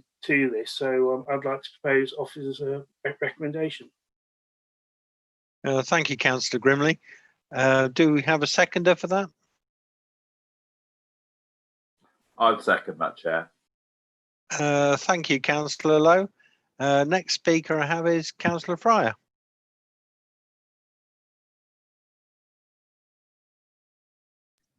Thank you. As I'm not chairing this part of it, I'm taking advantage. I would just like to have it confirmed to me that Highways have made no objection to this application. I couldn't see any objection from LCC, from the Highways Authority, and I can't really see that there would be more traffic than there would be as a care home. These people don't require 24-hour care in as much as physical care. They're there as a sort of halfway house to help them to become independent. They're living, then often have slight mental illnesses or handicapped, and therefore I would, if Councillor Lowe hadn't seconded it, I would, because I think this is something we really do need, and a purpose-built, designed addition for this type of thing for the 18 to 65s, I think is something that we should be applauding. With regard to them spending a lot of time in their rooms and looking out of windows at possibly other places, yes, they may. But I also note there are communal facilities. They will be encouraged to meet together. They will be having group sessions together. And I think it sounds very good. I think the design is good. It's a specialist company that are going to do it. with a lot of knowledge, and therefore I will be supporting it. Thank you. Thank you, Councillor Fryer. Councillor Tillotson. Oh, thank you, Chair. excuse me. Sorry, just bear with me one moment. Mr. Marshall, did you want to come back? If I may, please, Chair, just to respond to some of the points. Obviously, Councillor Tassel's query in respect of the bathing facilities. Having done another quick scan of the proposed plan, I can confirm that all bed sitting rooms will be served by their own ensuite shower room. And then in terms of Councillor Fryer's query in respect of highways, yes, highways have been consulted and their comments are set out on page 36 of the report. Thank you. Thank you for that. Before you come back in, Councillor Tillotson, Councillor Grimley, the proposer, just has had his hand up. So I'll just take Councillor Grimley. Sorry, Chair, I might have not put my hand down previously. I'm okay. Okay, in that case, then, Councillor Tillotson, you've got the chair. Yeah, thank you, Chair. I see this as a very positive development and I've got no hesitation in supporting it. I agree with Councillor Grimley and Councillor Fryer's comments, so I'll not say any more because it'd just be repeating what they've already said. Okay, thank you very much. Councillor Ransom, you're up next. Thank you, Chair. Yes, I agree with everybody, all the comments. The one thing that is actually stands out, which is Shepshed Town Council hasn't disagreed with it. They have not. They are actually more or less are in their written correspondence. They're for it. The other thing I would like to ask Mr. Marshall, just to confirm with me, there were some comments made on page 36 regarding concerns about drainage and sewerage. And Severn Trent are investigating the problem, but it's still unresolved. Is this going to be part of the conditions that the new applicant will have to look into or not? Thank you. Thank you, Councillor Ransom. Obviously the building as existing will have connection to the foul sewer network, and it isn't envisaged that would have to change as a result of these proposals. If there is a need to do that, obviously the developer will need to gain separate consent from Severn Trent in order to do that. In terms of the ongoing investigations, I'm not aware of any particular issue or what that investigation entails, but in terms of this proposal, as I said, they may require separate consent from Severn Trent. And also it would be subject to building regulations as well. So no, there is no conditions that requires details in respect of foul drainage. In terms of surface water drainage, obviously the building is there at present. Then they're not proposing to increase the footprint of the building, so there's no risk of exacerbating any existing surface water issues, and accordingly there are no conditions proposed as part of the application that would require any further detail in respect of surface water. Thank you. Right, well, I don't see anybody else wanting to come in. Did you want to come back, Joan, on anything? Is your hand still up?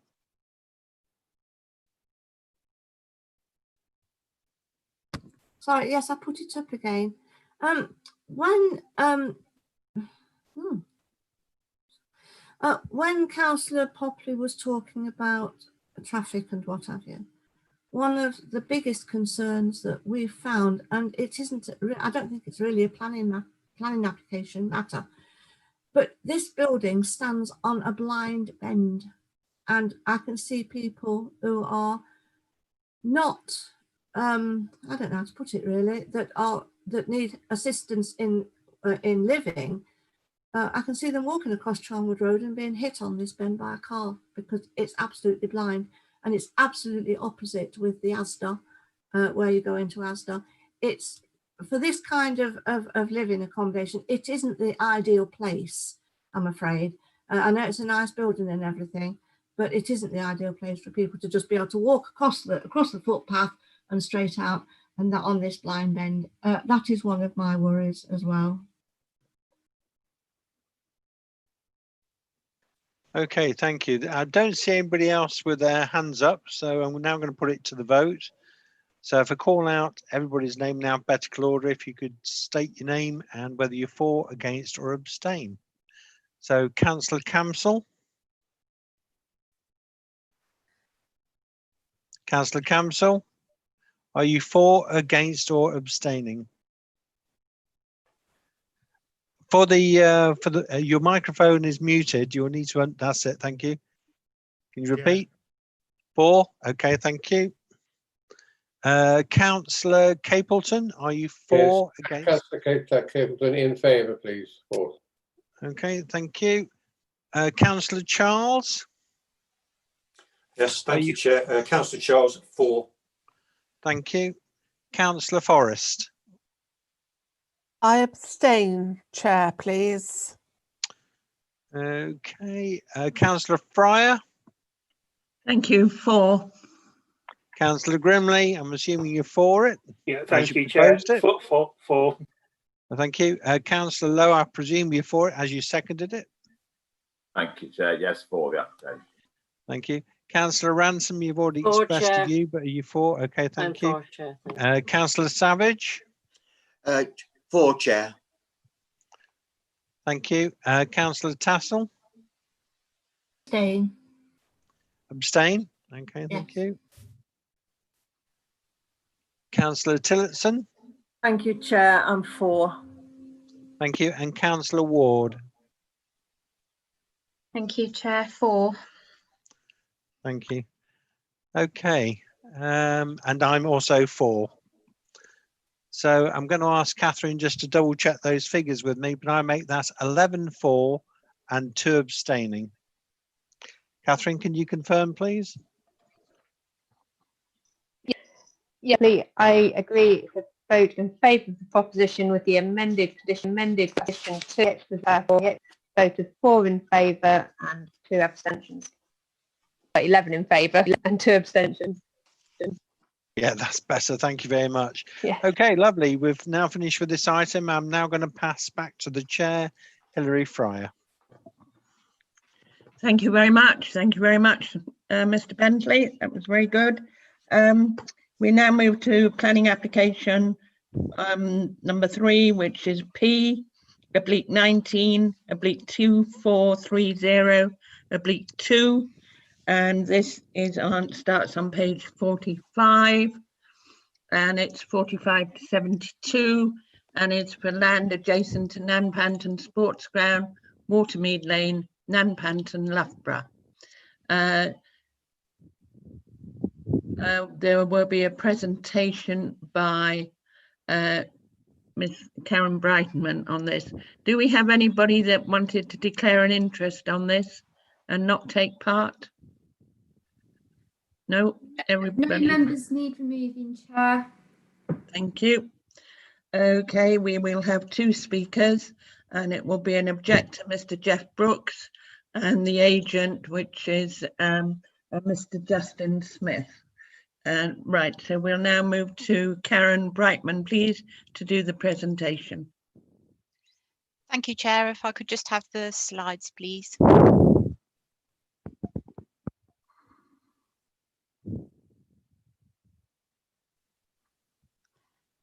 Thank you and good evening, members.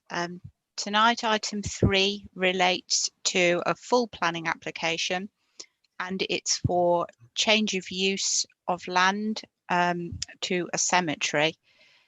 To facilitate that, there are also some other elements to the development that have been included in the description. That's a new access road that leads down from Nanpanton Sports Complex to the proposed cemetery site, infrastructure associated with that cemetery, parking and landscaping for the cemetery itself, and also changes to the sports centre car park, along with relocation of the existing multi-use games area or mugger. So that's the first, that's a description of the development. If I could have the next slide, please. This shows the site. So the area outlined in red is the application site. You'll see there's quite a long access down from the road. The car park is the sort of bulge at the top, which has been included because of the alterations that are proposed there. And then moving on down through the site, the field at the bottom is the site for the proposed cemetery. The land outlined in blue is in the same ownership, and some of that land is proposed for future phases of the cemetery should this application be successful tonight. Next slide, please. I'm going to now talk members through a sort of photographic tour of the site. So we're starting at the top end. This is the very top of the car park part of the site. And this is the area where, as you'll see later as we go down through the slides, that the existing mugger is proposed to be moved to. You'll see on the left-hand side of the picture, there's a cream render building. That's part of a storage depot that's used by Charnwood themselves, as I understand it. And then behind that is Brookhouse Farm, which is a nursery school and day nursery complex. And then on the right of the photograph there, you can see fences and trees. Behind that are residential properties on Ralph Close. Next slide, please. This is the same area again, just taken from the other side. So you can see the fence and the trees there on the left-hand side with the houses behind. And then on the right there is a single-storey building that's associated with the bowls club that's part of the sports complex. So you'll note it's a sort of grassy area with a bank that rises up to the fence and trees at the back. Next slide, please. Moving on down through the site, so we've turned round on that grassy area and we're starting to walk down towards where the cemetery is. This is the existing car park for the sports centre, and you can just about make out in the background there the mugger that's there on the site at the moment. Next slide, please. This is looking back on ourselves again across the mugger. That's just to give you an idea what that currently looks like. So it's quite a large enclosed games area with a sort of concrete surfacing at the moment. Next slide, please. As we've sort of walked out of the car park now, we're walking down the side of Loughborough Dynamo's main pitch, and this gated entrance here is pretty much the end of the existing access road. Now the building on the left behind the gate is associated with Loughborough Dynamo, and that sort of hedge that you can see on the very far left of the photograph, there is Loughborough Dynamo's main pitch. The corner of sits behind that, and then there's a further pitch that they use that's in front of us and to the left as we walk on. While we're on this slide, I just want to point out that you can see a small white hut-like building in the middle of the shot, and behind that there are some trees and vegetation. I'll refer to those later because those are the only areas of trees and vegetation that are proposed for removal, and that's because, as you can see from this picture, the access track through to the cemetery carries on pretty much straight through where those are. Next slide, please. This is the entrance to the football ground, and I've included it tonight just so that you can see it, because I know that Loughborough Dynamo have raised concerns about how close this is to the access way proposed for the cemetery, because it's a pinch point, and obviously if their ground is being used, there may be lots of people coming and going through that entrance point at any one time. Next slide, please. We're starting to walk down the side of the secondary football pitch now. The red circle at the top shows you the northernmost boundary of the area that's proposed for the cemetery. So you'll see it's quite sort of well screened. It's a hedgerow at the moment, a field hedge. Next slide, please. We've now walked right down and we're standing on the field. So this is looking back across the proposed cemetery area, and you can see the distinctive silhouette of the outwoods in the background there. Next slide, please. This is standing within the site, and this is just showing you the northern boundary again, just so that you can see how that relates. So on the left hand side, that's the corner of the footpath, so that's sort of right on the very edge. It will be the northwest corner of the cemetery area, and then the shot on the right is sort of looking across that northern boundary. So again, you can see the hedge on your left, and then just in front of you, you can see a sort of triangular area of trees and bushes, all proposed for retention. Next slide, please. This is the general layout of the cemetery part of the site. So you'll see at the top, the bright blue turquoise shape is the detention basin that's proposed for draining the site. Moving down, sort of looking at the northwest corner, there's a small car parking area there, which we'll see a close-up of later. And then immediately adjacent to that, in a sort of mid-green colour, is the memorial garden. The bright green sort of bow shape in the middle of the site is a ponds ecology type feature, just to add interest and create a more tranquil environment. And then round the bottom of the site, along the boundary there's some wooded natural burial areas. You'll also see the majority of the site, which is where the burial plots would be, is sort of hatched. Well, it's sort of striped orange hatching, and it's crisscrossed by footpaths that would be also vehicle routes for use by hearses only. So primarily it's foot access other than for a functional use. Just in case members are wondering, on the right hand side of the slide, there's the hatched out areas for future expansion possible, and there's also a utilities easement that's shown in pink that crosses those through those later phases. Next slide, please. This is the existing sports centre car park. So this is just showing you how it's proposed that would be laid out. The yellow area at the bottom there is the mugger area that we stood and looked at when we were looking at the photographs earlier. Fairly self-explanatory. The route feeding in from the top comes from Nampanton Road, as it does now, past the day nursery, into the car park. There's an S-bend type arrangement to start to slow traffic down, and a speed hump, which is very similar to what's there now. There's some disabled parking proposed, which is the spaces that are shown in blue on the right-hand side of the car park. Next slide, please. This is the cemetery car park layout. So again, you'll see nothing particularly untoward there, just blocks of parking. The orange spaces are proposed for disabled use. Next slide, please. This slide relates to the relocated mugger that we touched on earlier. So you'll see the area that I've circled there, the yellow shape, that's where it's proposed that the mugger will be moved to in order to accommodate the additional parking and access.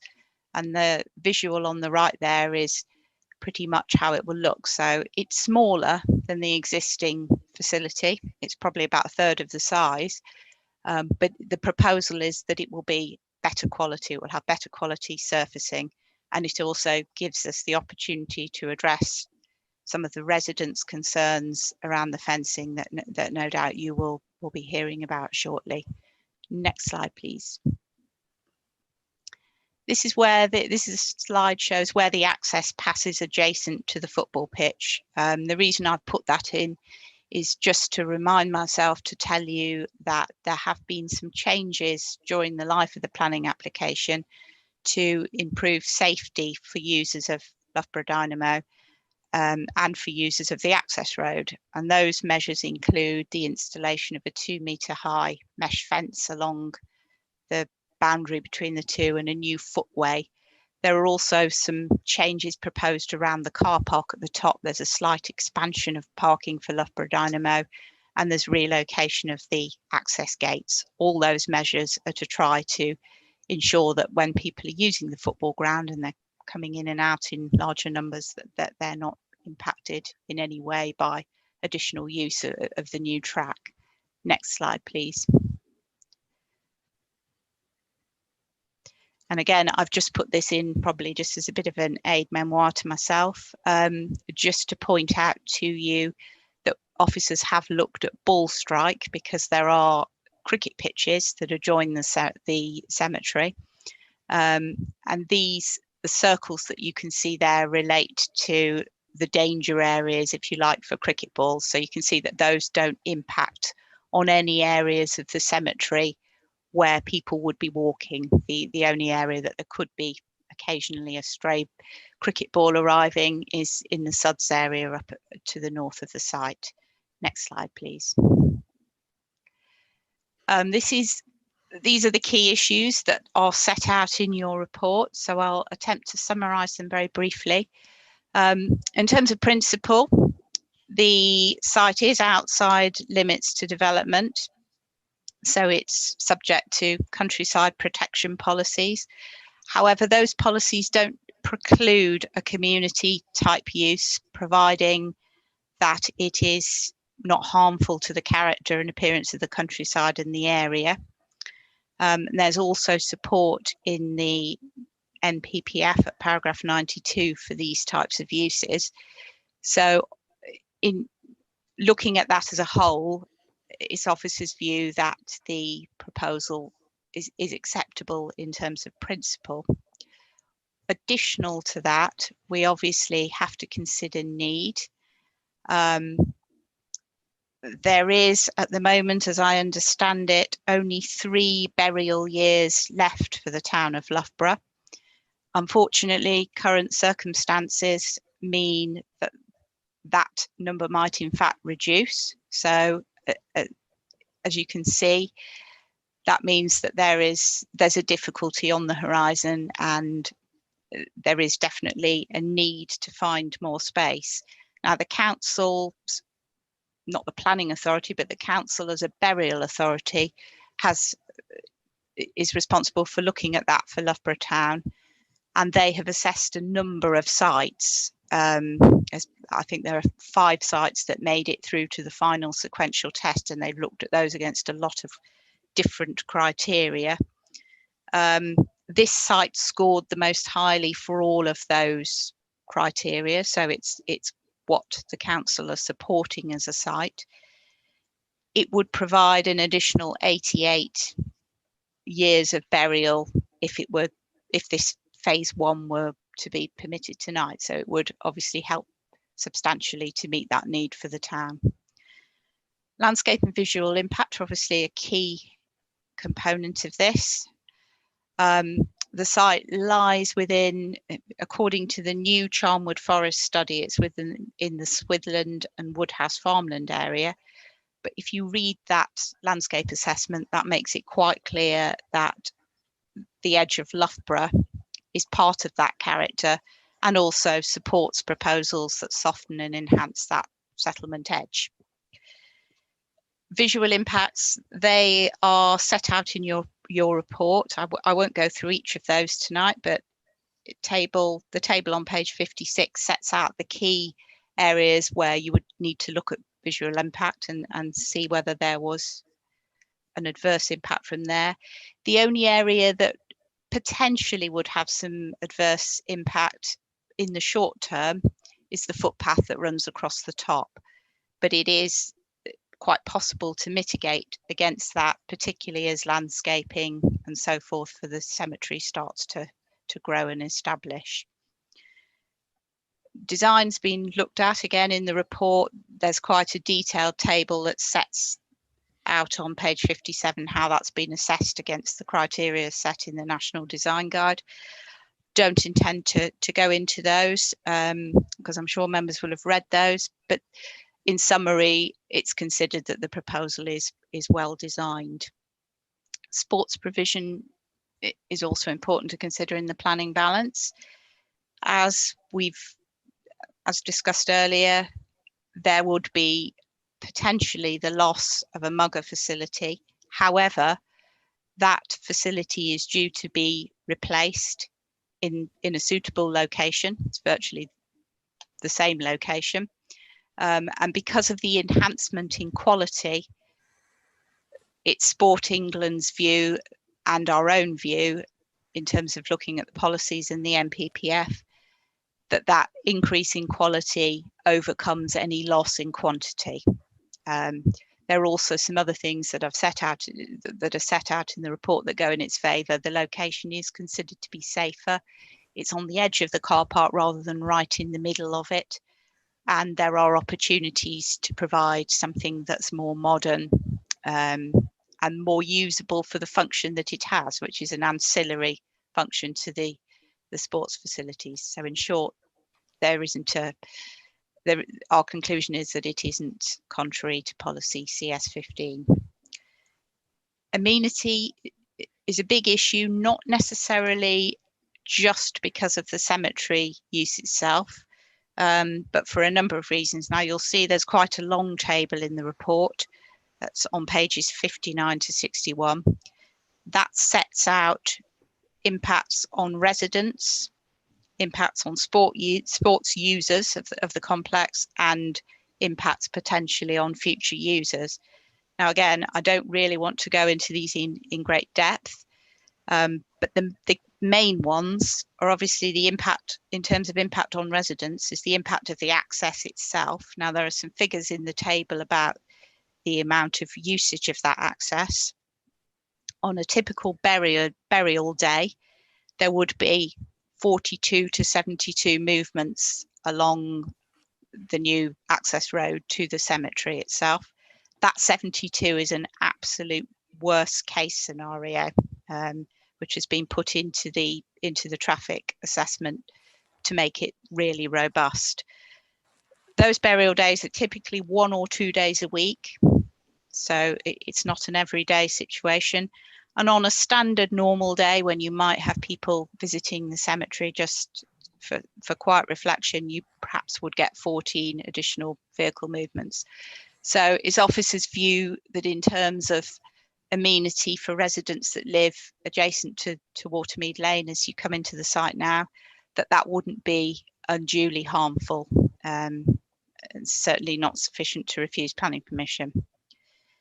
Noise is obviously emotive, and the mugger is proposed to be moved closer to properties that already have said they experience issues with noise from not just the mugger itself, but from people congregating in the area. So we have officers have looked at that, and it is proposed that there are some conditions set to ensure that the type of fencing that's selected for the mugger itself doesn't vibrate and cause noise in the same way that the existing fencing does. As I understand it, designs have come on quite a lot since the mugger that's there now was built, and that's possible to do. We've also put a condition on asking that there is a barrier control applied to the entrance of the car park to ensure that there aren't people coming to use the mugger outside of normal and reasonable hours for use of the sports facility. And finally, it's also suggested that members perhaps attach a condition that there is no additional outdoor lighting added without subsequent permission and consideration. Obviously, if that lighting was considered to be harmful to amenity, then it would be something that would be looking to refuse in the future. Just briefly onto the sports facility users themselves, concerns have been raised there about the safety, which as we touched on earlier when we were looking at those slides, there have been quite a few changes to the design around improving that safety. Officers are now content that that's been handled. In terms of the actual competition for the parking spaces, that's been raised.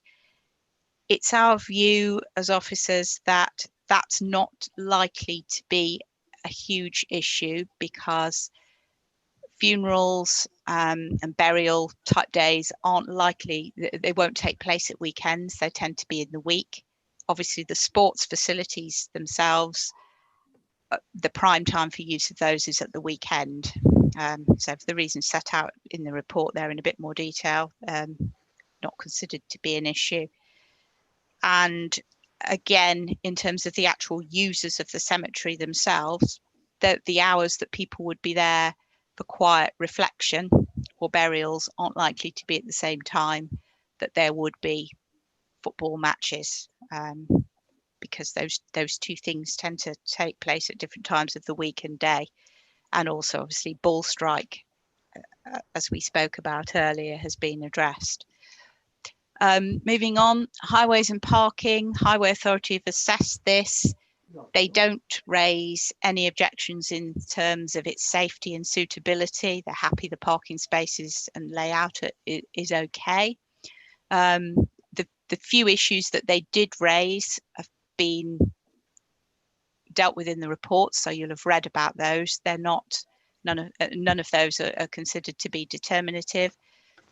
The actual location of the site, it's not easy to get direct access by public transport, and that's something that members obviously have to bear in mind in their decision. People who were visiting the cemetery and using a bus would have to walk some distance from the main road to actually get to the cemetery itself.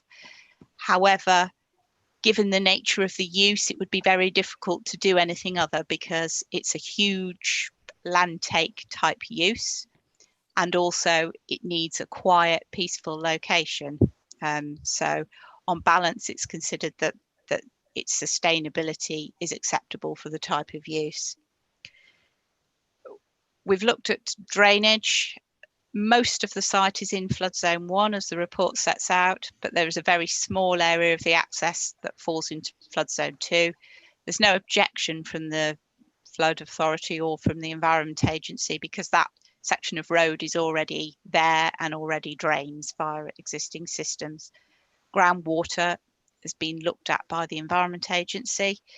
That's a key part for any cemetery use, because there's a need to ensure that there's no pollution of surface or groundwater from the nature of the use. It's been agreed that that wouldn't be the case for this particular site. Trees and biodiversity, rather unusually, because normally it's the other way around. Whilst there would be some loss of a small group of trees that we looked at in the slides, overall there is the opportunity for a lot of planting and enhancement. So there would actually be a net gain in terms of trees, and indeed, because of some of the biodiversity features that have been introduced into the site, there would be a small net biodiversity gain. And those things would obviously increase over time as landscaping matured and bedded in. There are a couple of access, public footpaths, that cross or are close to the site. I just need to point out that none of those are proposed for diversion or stopping up. But what is suggested is that members consider a condition whereby we secure a scheme for how those are treated during construction and while the site establishes, to make sure that people's use of those isn't in any way affected. I haven't added it on the slide here, but you'll have noticed in the report that archaeology, there's the potential for some archaeology on the site. Again, it's suggested that that's dealt with by way of a condition that gives a type of watching brief. So if anything's encountered during the works are stopped to allow that to be recorded in the appropriate way. Finally, on this slide, equality this is obviously a public use by a public authority. It's Charnwood's application. So there's a duty, as with any development, to make sure that what's proposed furthers and doesn't impede equality. This proposal actually scores quite well there, not just in terms of its conventional points, like the fact that it supplies disabled parking, but also because it does offer the opportunity for burial as opposed to cremation, and that's important across a number of ethnic groups and parts of society. So it offers opportunities for all in terms of in terms of equality.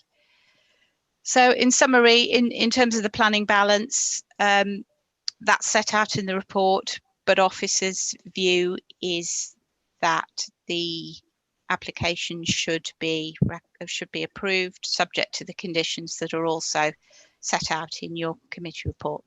Thank you, Chair. Thank you very much indeed. Thank you. Very long but very detailed report, but really worthwhile. We now know. We have two speakers. The first speaker is Mr. Jeff Brooks, who is an objector. And Mr. Brooks, if you'd like to join us, and also you have 5 minutes, and after 4 minutes, it will be indicated that you only have 1 minute left. If you're still speaking after the 5 minutes, I'm afraid your microphone will be cut off. So, Mr. Brooks, are you with us? Yes, I am. Right, if you'd like to begin. Good evening, thank you. My name is Jeff Brooks. I live on Relf Close and I'm speaking on behalf of the residents of 20 houses. Those residents are broadly not against the cemetery development. I have considerable experience of running sports as an unpaid volunteer, as chair of Loughborough Greenfields that has tennis, bowls, cricket and squash as sports, as a Team GB member in 2012, and recently helping Charnwood Tennis Club at Nampanton Sports Ground with a £150,000 refurbishment project working with the Open Spaces team. Therefore, I believe in sports development and facilitating sports. Antisocial behaviour is a major problem on the Nampanton Sports Ground car park. Despite much assistance from the police and from councillors Bailey and Morgan, it remains an ongoing issue. We've had lots of contact with the police, with Inspector Bott, Sergeant Wharton, Virendra Patel of the police, and also Lee Price at the Antisocial Behaviour Unit and the council over the problem. The mugger at Nampanton Sports Ground is not used at all during the daytime. This is my personal observation over 12 to 14 weeks of walking past it every single day at different times, and more recently 2 to 3 times a day for the last 2 weeks. That is around 140 times. On only one single occasion was one single person using it for basketball. It is, however, a magnet for antisocial behaviour and is used frequently between the hours of 10 at night and 2 AM the next morning, often accompanied with ghetto blasters, swearing and shouting. And this can be 2, 3, 4 times a week over the summer.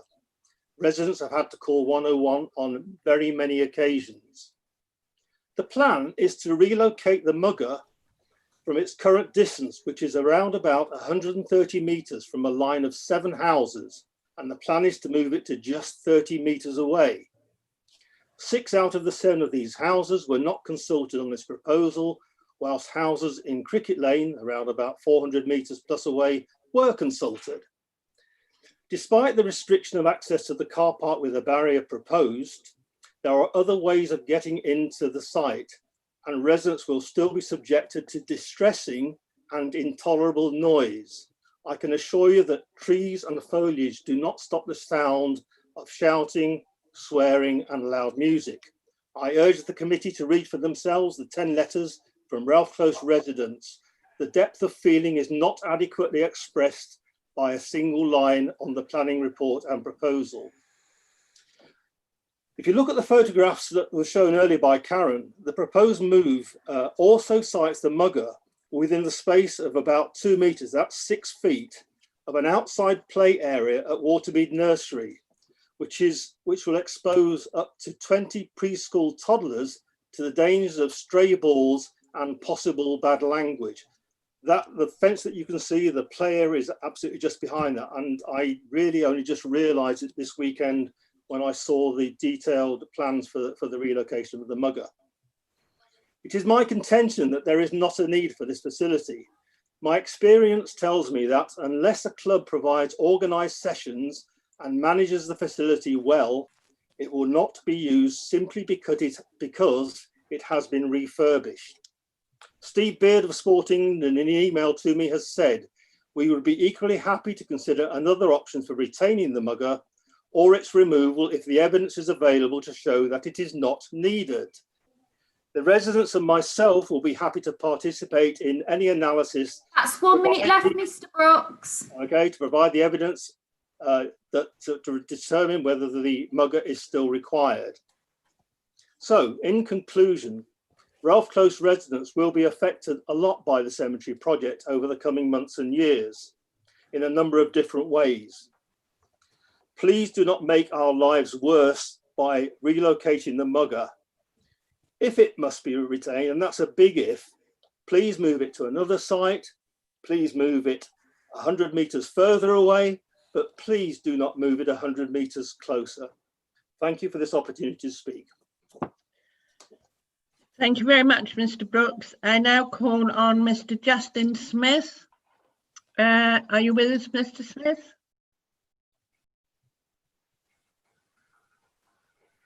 Yes, I am. All right.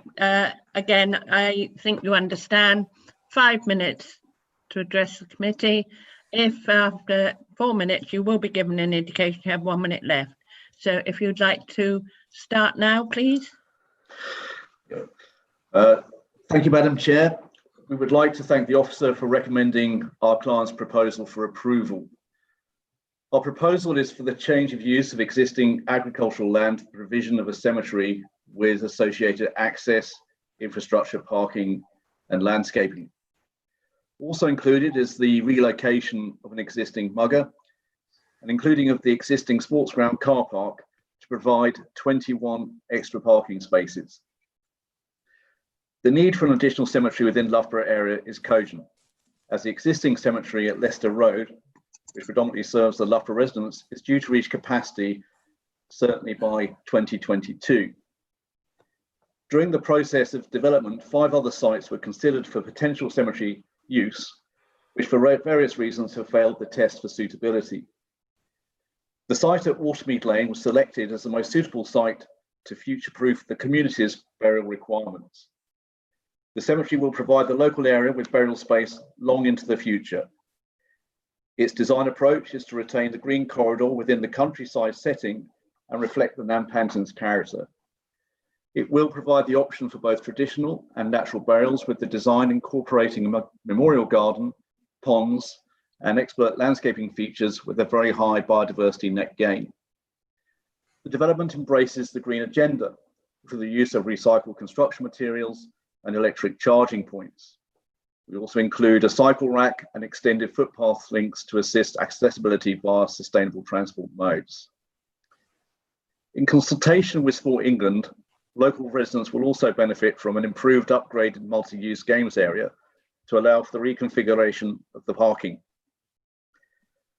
Assuming an August-September planning approval, the cemetery is proposed to be completed in November 21, which accords well to the 2022 capacity deadline of the existing cemetery. The replacement mugger will be available prior to the removal of the existing one.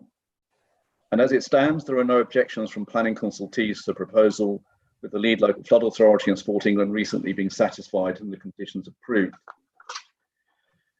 We feel that this proposal provides a valuable and necessary community need for burial, and we respectfully request the committee support the recommendation of the officer. Thank you, Madam Chairman. Thank you very much, Mr. Smith. Now I'd like to go back to Karen Brightman to see if she has any comments to make following those 2 speakers. No, only just to reiterate that there's obviously a balance to be had here. It's important that the provision for the additional burial land is made, and this is the most suitable site in Loughborough. To facilitate that, it is important to relocate a mugger. I do hear Mr. Brooks's comments that there's no evidence that that mugger's used in his view. However, it's interesting that during a period during the application when the mugger wasn't going to be relocated on the site, it was going to be relocated elsewhere, that we had quite a few objections to the loss of it from people that said it was valuable and they used it. And also our own evidence suggests that it is a it's a facility that is used. So that's all I would add there. Antisocial behaviour, yes, there is, residents do report that takes place, but there isn't anything that actually suggests that the mugger itself is the cause of that. It could just be that it is a car park area that they can access and get to fairly easily, that's not well surveyed, and it hasn't got very good surveillance of it. So the application does offer the opportunity to try to improve that situation with a barrier, which in officers' view is a reasonable mitigating measure. And finally, Mr. Brooks did mention the outdoor play area, but I would just point out that the mugger itself does have fencing around it, and it's my understanding that the fencing at either end where the basketballs would be, for example, is higher for that exact purpose, to stop balls coming out of the area as people are using it. Thank you. Thank you very much. I have one speaker at the moment, Mr. Charles, and also just before I move to you, Mr. Charles, is that it was suggested to us that we may want to consider 3 further conditions. One to do with lighting, no additional lighting. One to do to maintain the footpaths during construction and works as much as possible, and also to be aware that there may be archaeological work findings on the ground, and therefore condition that work would have to be stopped and those investigated. So those may be taken into account by the committee when we come to our final decision. Councillor Charles. Thank you, Chair. Just really going back onto the points raised by the speaker, Karen has answered quite a few of those. But really, can this application progress without the mugger? Is something that springs to mind, as there seems no issue with the application itself. It's passed the sequential testing, and would it be worthwhile investigating further whether this could be sited somewhere else where there may be a better need, and maybe somebody really wants to take it on? Because I do feel that these things do need clubs to be involved to get the full use out of the facilities. Thank you, Chair. Thank you. Karen, would you like to come back? Yes, please. Just first of all, on the point you raised, Chair, those conditions are already conditions that are in the report, so I didn't want members to think that I was proposing them as additional conditions. Secondly, in response to Councillor Charles, there is a requirement that's set out in our own policies and also in the MPPF that unless sporting facilities are surplus to requirement, and there's no evidence that that's the case here, there's no robust evidence that that's the case, there is a duty to provide a replacement that's suitable in terms of quantity and quality, that's also in an appropriate location. Now, as part of the course of life of the application, we did look at some other sites, but those in themselves raised objections because they were taking a facility that residents at that time were saying was well used outside of the catchment area. So Sport England had a holding objection with us because they felt that we weren't providing those replacement facilities in what they would class as a suitable location, because we were taking it an existing used facility away from people and putting it too far away from them, if you like. Right. Councillor Ward.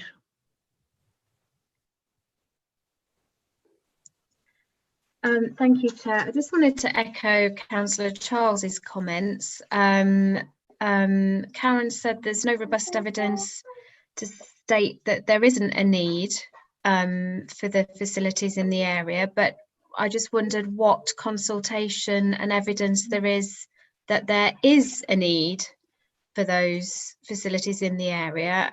Were clubs consulted? Was it monitored over a period how much the sports facilities were used?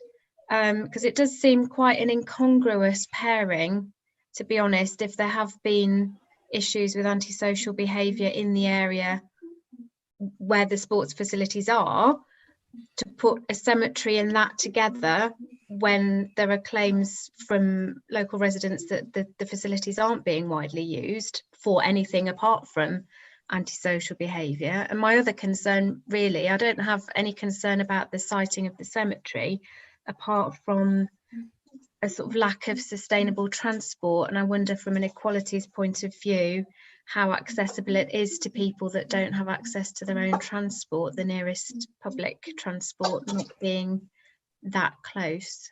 Thank you, Chair.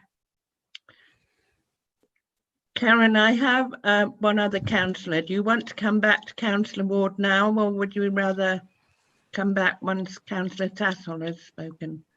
I'd rather do it now, just so that I remember everything that she's asked me. On the first point, in terms of the actual need for the mugger, we have anecdotal evidence from residents that it is needed, and anecdotal evidence from residents that it isn't used or needed. So we have both of those. But what we've based our assessment on is our own open spaces study, which obviously looks at need for recreational facilities across the borough. And we've also based our assessment on Sport England's view. If Sport England object to a planning application on the grounds of loss of a facility, it can't proceed.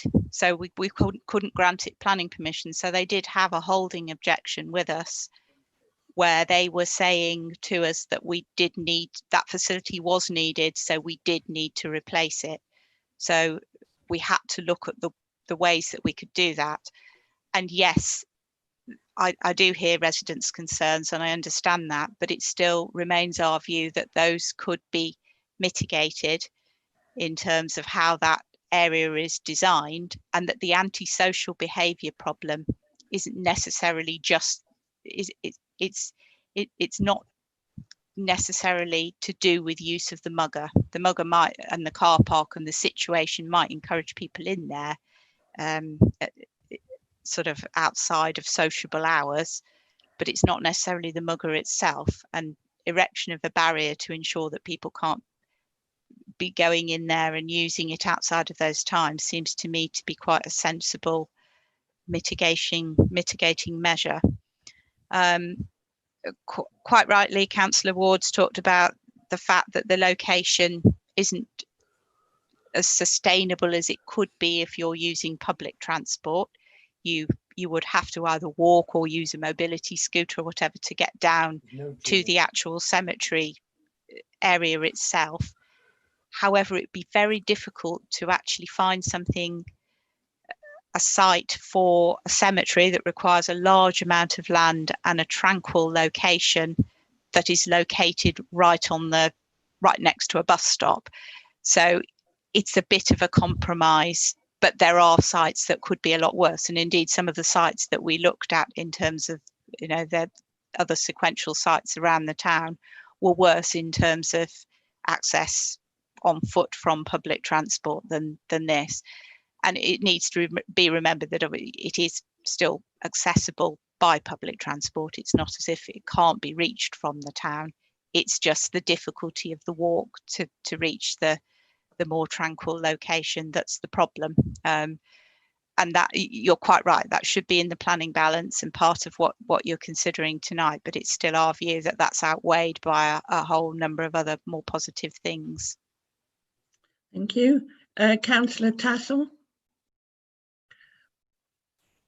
Got two things I want to ask. Number one is the mugger again. You say it's going to be smaller but better quality. Thing is because it's smaller, is it going to be able to be used properly and used for what it's designed for? Because if it's smaller in size, then the pitches will be much smaller for basketball and the other things that it's used for. So I'm asking that because that to me is a compromise that I don't honestly think we could make by putting it where you want to put it. The other thing is nothing's been mentioned about security within the cemetery. It does say that it will be surrounded by trees and hedges. How are we going to secure the graves from this antisocial behaviour, or the gravestones themselves? There's nothing more. There's nothing hurts people more than to have their graves vandalised, as we've learnt to our cost in Shepperton, and we've got a wall all the way around our cemetery. What is going to be done for? Are we going to have CCTV up there, for instance? Are we going to have a wall put round or a high fence to stop people going in after dark when it isn't open? Thank you. Thank you. I've got a couple of comments that are sort of tied into that. I think all cemeteries are very difficult to secure because of the very nature of them. We don't have massive security at any of our cemeteries. One hopes people will behave, but that is something that once it's starting to be developed, that can be taken into account, I'm sure, and the officers will be looking at that. The other thing was about the mugger. I don't think there is a standard size for a mugger. We have one in our village, which I wouldn't say is enormous, and I've seen them in other places. I don't think you play matches per se on it. You tend to use them for practicing to get balls into baskets and things like that. It may also be that as more people are using the area, either going to funerals, going up there, as it's closer to more housing, that is often the best way to deter antisocial behaviour, is to have it closer to other facilities, to other residences.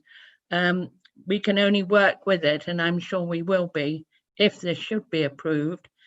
I think we have to look at it very carefully on balance. How do we explain in 4 years' time to residents of Loughborough, you cannot have a cemetery to bury your loved ones in? And that's what we've got to look at. That is our duty as well, is to give people a facility. I would not like to be the one that if my children lost me, for them to be told, we can't bury you here, Mum, we're having to take you somewhere else. And I think that is what we have to look at as well.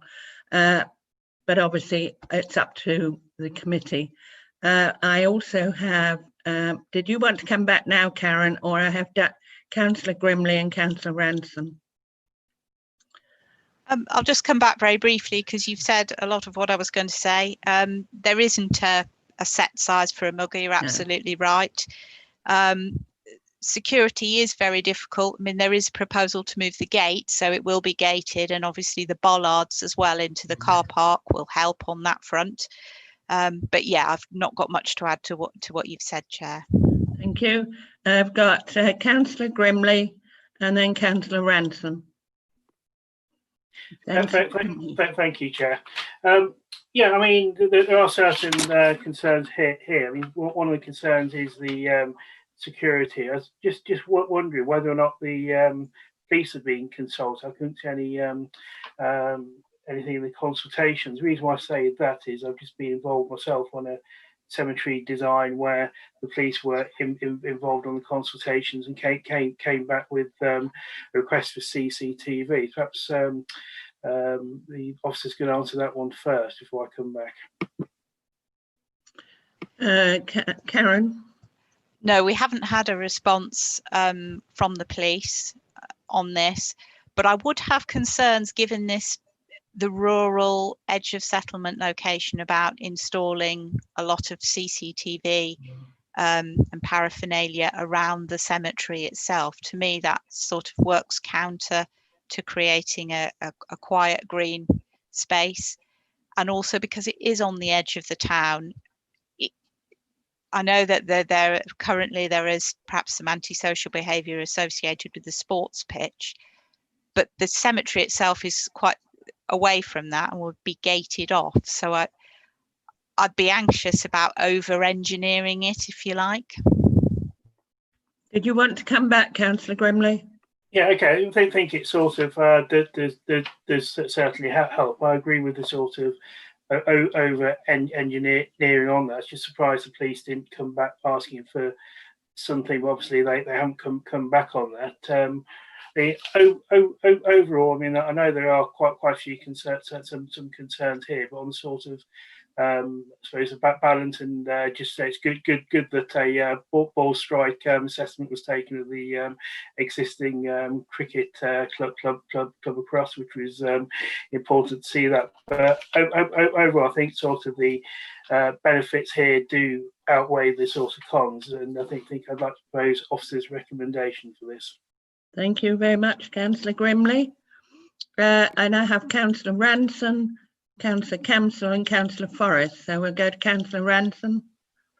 Thank you, Chair. I would like to second that proposal because of the need of this type of facility for the size of the area that is having to cover and the limited amount of time that is left on the existing facility. I would like to actually put in as well that all the conditions that's been put in regarding all the 3 items that you've actually and Karen has actually illustrated too. The other thing is they will work with the residents, from what I understand, with regarding the mugger. So I think really, you know, to me, it's a facility that is needed, and I'm afraid I'm prepared to second it. Thank you. Thank you very much, Councillor Camsell. Thank you, Chair. Yeah, my concerns with this antisocial behaviour. I believe it's kids 16, 17 going up there in cars and push motorbikes. So this gate that Karen mentions, it's going to be gated, but who's going to be responsible for opening and closing it at night time, please? I think you'll find that is up to the staff that will be managing the cemetery. But I'll ask Karen to clarify that. That will be, as we do already with other areas that are owned, it is up to the staff to open and close it like we do in other places. Yeah, you'll notice that there's a condition on asking for scheme. Well, there's 2 gates just to clarify. Yeah. So there's a gate further down near Loughborough Dynamo that would be the actual gate to the cemetery. But what's proposed for the actual entrance to the sports centre car park is some sort of timed entrance. Yeah. So it could be bollards or a gate that's on a timer. Not forgetting it's a council facility, so we would be responsible for setting the time and running that. So the condition asks for details of that to allow us to come up with or to allow the council to come up with a scheme that's acceptable to the local planning authority in terms of that feature. Okay, Councillor Forrest.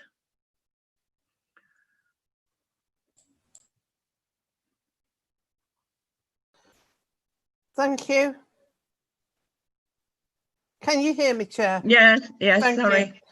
I'm so sorry. I want to support what Councillor Grimley has said and what Councillor Ranson has said. In spite of any reservations we may have about the mugger, about antisocial behaviour, about the lack of public transport, and all these are very, very important. I don't dismiss them or take them lightly, but the fact remains that Charnwood Borough Council is the burial authority for Loughborough. It has 3 years left at its main ceremony to conduct funerals in a dignified way, and then we will need to use the new cemetery, and we have no choice but to vote for this. It's the best option that we have, and we have a responsibility to the people of Loughborough to allow them to bury their dead properly and in a dignified manner. Thank you. Thank you very much, Councillor Forrest.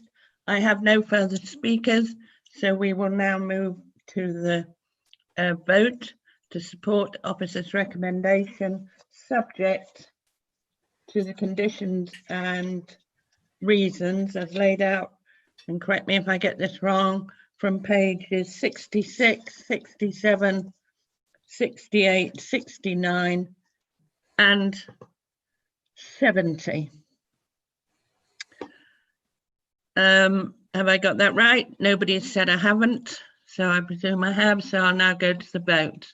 Sorry, Chair, does that include the additional conditions that were spoke about in the... There apparently, Councillor Karen Brightman said they were already in there, and I just was highlighting them, but the conditions are there. Okay, so Councillor Bentley. For, Chair. Thank you. Councillor Camsell. For, Chair. Councillor Capleton. Yes, for the motion. Thank you. Councillor Charles. For, Chair. Councillor Forrest. For, Chair. Councillor Grimley. For, Chair. Councillor Lowe. For, Chair. Councillor Ranson. For, Chair. Councillor Savage. For, Chair. Councillor Tassell. For. Councillor Tillotson. Thank you, Chair. I'm for. Councillor Ward. Yes, Chair, for. And I'm for myself, and Catherine Harrison will confirm it, but that is unanimous. For. Yes. Yes, thank you, Councillor Fryer. It is a unanimous vote in favour of the proposition to grant permission subject to the conditions and reasons set out in the officer's report. Thank you very much. We are now moving on to the last application of the evening, and I'll pass back to Councillor Bentley. Yeah, thank you, Chair. Now we move to item 4, P/20/1020/2. It's at 19A Church Road, Wanlip, pages 73 to 81. I don't believe that anybody has declared an interest in this. The presentation is going to be by Karen Brightman. She'll present the application, and there's no speakers on this item. So Karen, if you'd like to go ahead, please. Thank you, Chair. If I could just have the slides for this.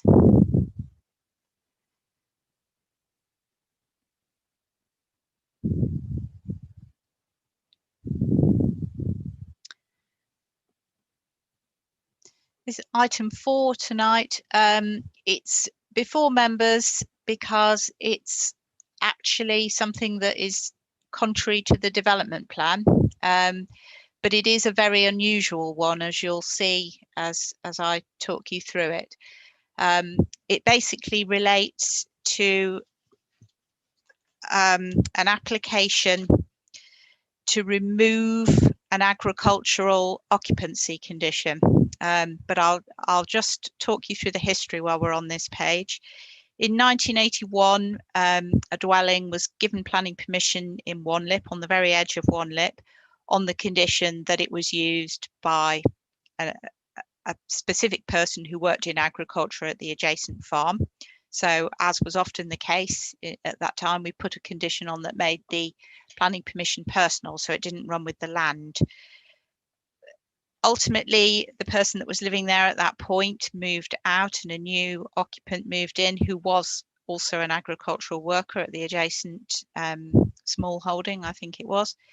And in 1986, a planning application was made to take that personal consent off, and that was granted, conditional to the dwelling nevertheless continuing in occupation by an agricultural worker.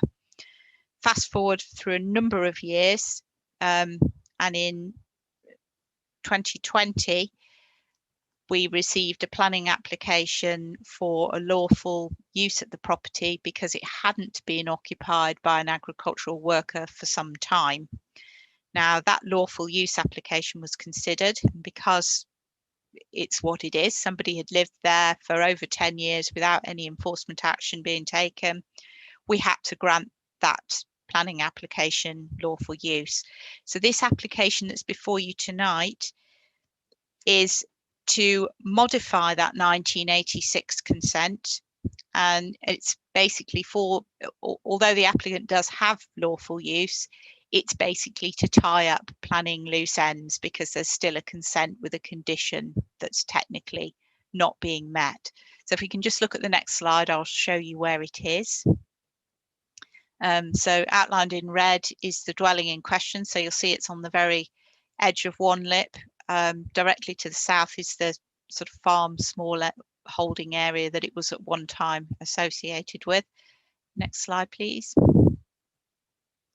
This shows where it is on an aerial view. So again, it just shows it's on the very edge of the village. Next slide, please. This is the dwelling in question. Next slide, please.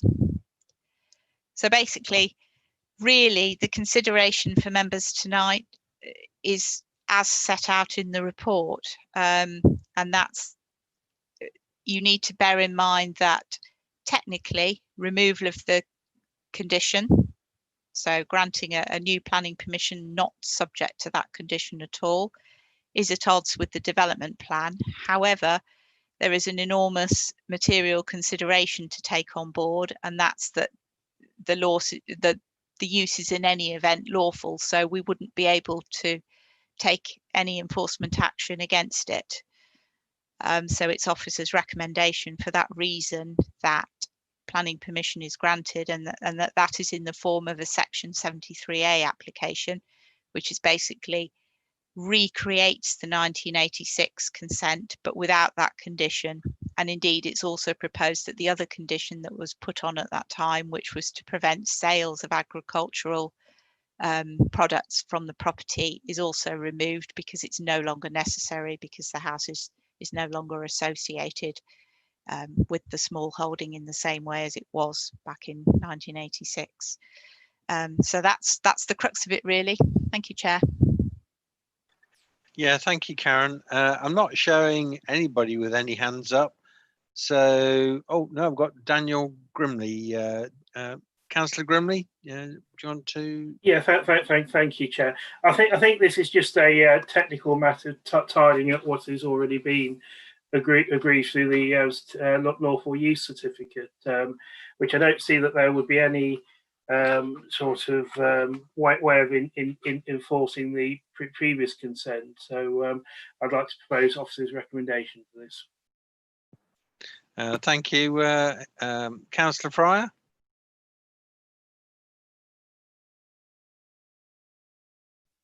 I'm not proposing that we go into a long discussion. I will second Councillor Grimley's proposal. Thank you, Councillor Fryer. Councillor Tassell. I was going to second the proposal. Okay, well, excuse me, there's nobody else with their hands up, so we have a proposer, we have a seconder. I'm going to put that to the vote unless anybody wants to indicate they want to speak. So in alphabetical order, Councillor Camsell. For, Chair. Councillor Capleton. For. Councillor Charles. For, Chair. Councillor Forrest. For, Chair. Thank you. Councillor Fryer. For, Chair. Councillor Lowe. For, Chair. Councillor Ransom. For, Chair. Councillor Savage.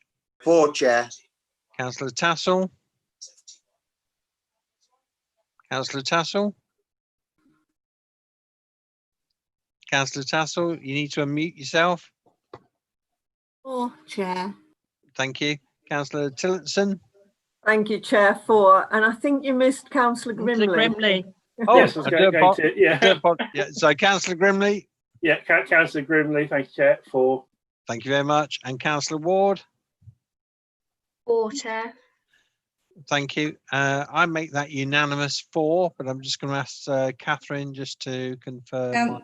Councillor Bentley, are you voting? Oh, sorry, I'm for. Sorry, missed myself. Councillor Savage, I think you missed as well.